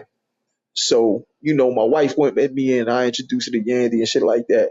And some of the people that we brought down. But she was there at that show. You know what I mean? And it's like, he just moved like a sucker. You know what I'm saying? He's one of them type of niggas. He's not likable. You know what I mean? I've heard other rumors like that from some other people that I know, and that's just really unfortunate, man. Like, why do you think he acts like that? And I mean, for you also, it's kind of like, yo, you're supposed to be representing Jersey, so it kind of Yeah. kind of take it a little more serious, don't you? Yeah, I mean, I don't, you know, the shit was so long ago, you feel me? But I just know how he is. You know what I'm saying? He just always acted like that. I don't know how he is now. You know what I'm saying? I know he doing a podcast and that's good. You feel me? God bless him. You know what I'm saying? I hope he do what he got to do. I never had nothing very serious with him. You know what I'm saying? It was just a thing. I think we just had that shit that we was artists, you know what I'm saying? But you know, we just ain't like how I just ain't like how he came across, you know what I'm saying, as an Yeah, yeah. artist. And he probably felt the same about me, you know what I'm saying? But it was nothing really, I guess is, the competitive nature of us being MCs too, you know what I'm saying? So but I never had nothing like personal with Joe, you know what I'm saying, and shit like that, other than him having certain ways about him, you know what I'm saying? And that time that he came down to Jersey, you know what I'm saying, which it was a long time ago, but regardless how long ago it was, you wasn't going to do that to that young girl. You know what I'm saying? Because, you know, if you go out there, you supposed to give the best you, especially when people is going out there to see you. You know what I'm saying? Absolutely. I Yeah. don't know if the motherfucker was drunk because I know he was drinking, but I don't know what the fuck was wrong with him. You know what I'm saying? Yeah. But, you know, he did the right thing at the end of the night. You know what I'm saying? He took and made his money. Everybody made his money. We had, the show came out the way it came out, and we kept it moving. Yeah, a lot of people feel like he ruined Slaughterhouse with the way that he Oh, acted. he fucked it up. Yeah, Yeah. Nah, he fucked it up. And then, that beef he had with Joel Ortiz, you know what I'm saying? That shit was crazy. You feel right. me? And then with Eminem, of course, too, and just like Yeah. but yeah, I met him one time backstage at a Slaughterhouse show, and Yeah. but I know recently they played my video on the Joe Budden podcast. You know, Okay. out of nowhere, you heard the panda chop. And then, like, once he heard the tag, he was like, "Oh no!" He tried to fast forward the video. Get the fuck out of here. You said? Yeah. He tried to, because he was trying to play. Because I've been covering that Talib Kweli Consequence beef, right? And he got his thing Yeah. with Consequence, so he was trying to take some digs at him, So he was playing my video, and then once that came in, like he didn't want that tag playing there, but that happened. I thought that was funny though. I still was all like, well, even with the sour face, man, at least you heard my tag on there. So Yeah, I was mad at it. you should have recorded that shit and kept that No, shit. I do. I posted it. I posted the Oh, video. that, Yeah, 'cause I that, posted the that. video of him Oh, I didn't see that. having the face and everything. It was funny, but Oh, I gotta see that. yeah, man. But yo, Lou, it's been a long time, bro. I don't want to take too Yeah. much more of your time. I felt like this interview was dope, bro. We got to cover so Yeah. many different things, some Hell controversial yeah. topics, but at the same time, I felt it was real deep. Yeah, It's definitely. always a pleasure to talk to you, brother. You got anything you want to say before we end the interview? Nah, same here, man. I got some music coming out. You know what I mean? Stay tuned. I'm dropping some joints in a few months. Y'all gonna hear a lot of shit. I'm gonna be covering a lot of the websites, a lot of the platforms will have my music. I will be coming out with over 10 music videos. Make sure y'all tune in because I'm gonna Ooh. be dropping a lot of shit. A lot of shit. I've been working like crazy for y'all can hear the fire that I'm coming out with. You know what I'm saying? Right. The Latin phenom back. Right, and guys, you guys got to keep your eyes open because me and Lou got something special coming for y'all too, man. Definitely. Definitely something big with Panda Chop. Right. About to motherfucking kill y'all real quick with this joint. For All real. right, Panda Lou. man. Mad love for you, brother. Right, yo, Love for you, give you and the give Jen family. Tell the my family I best, said bro. what's up. Tell her I said I what's sure up. will. All right. I sure will. You heard him, wifey, right? She right here listening. She said, thanks, man. Take it easy, Panda. Tell the family I said hi. God bless you, love you. Panda Chop News. My brother, Peace. man.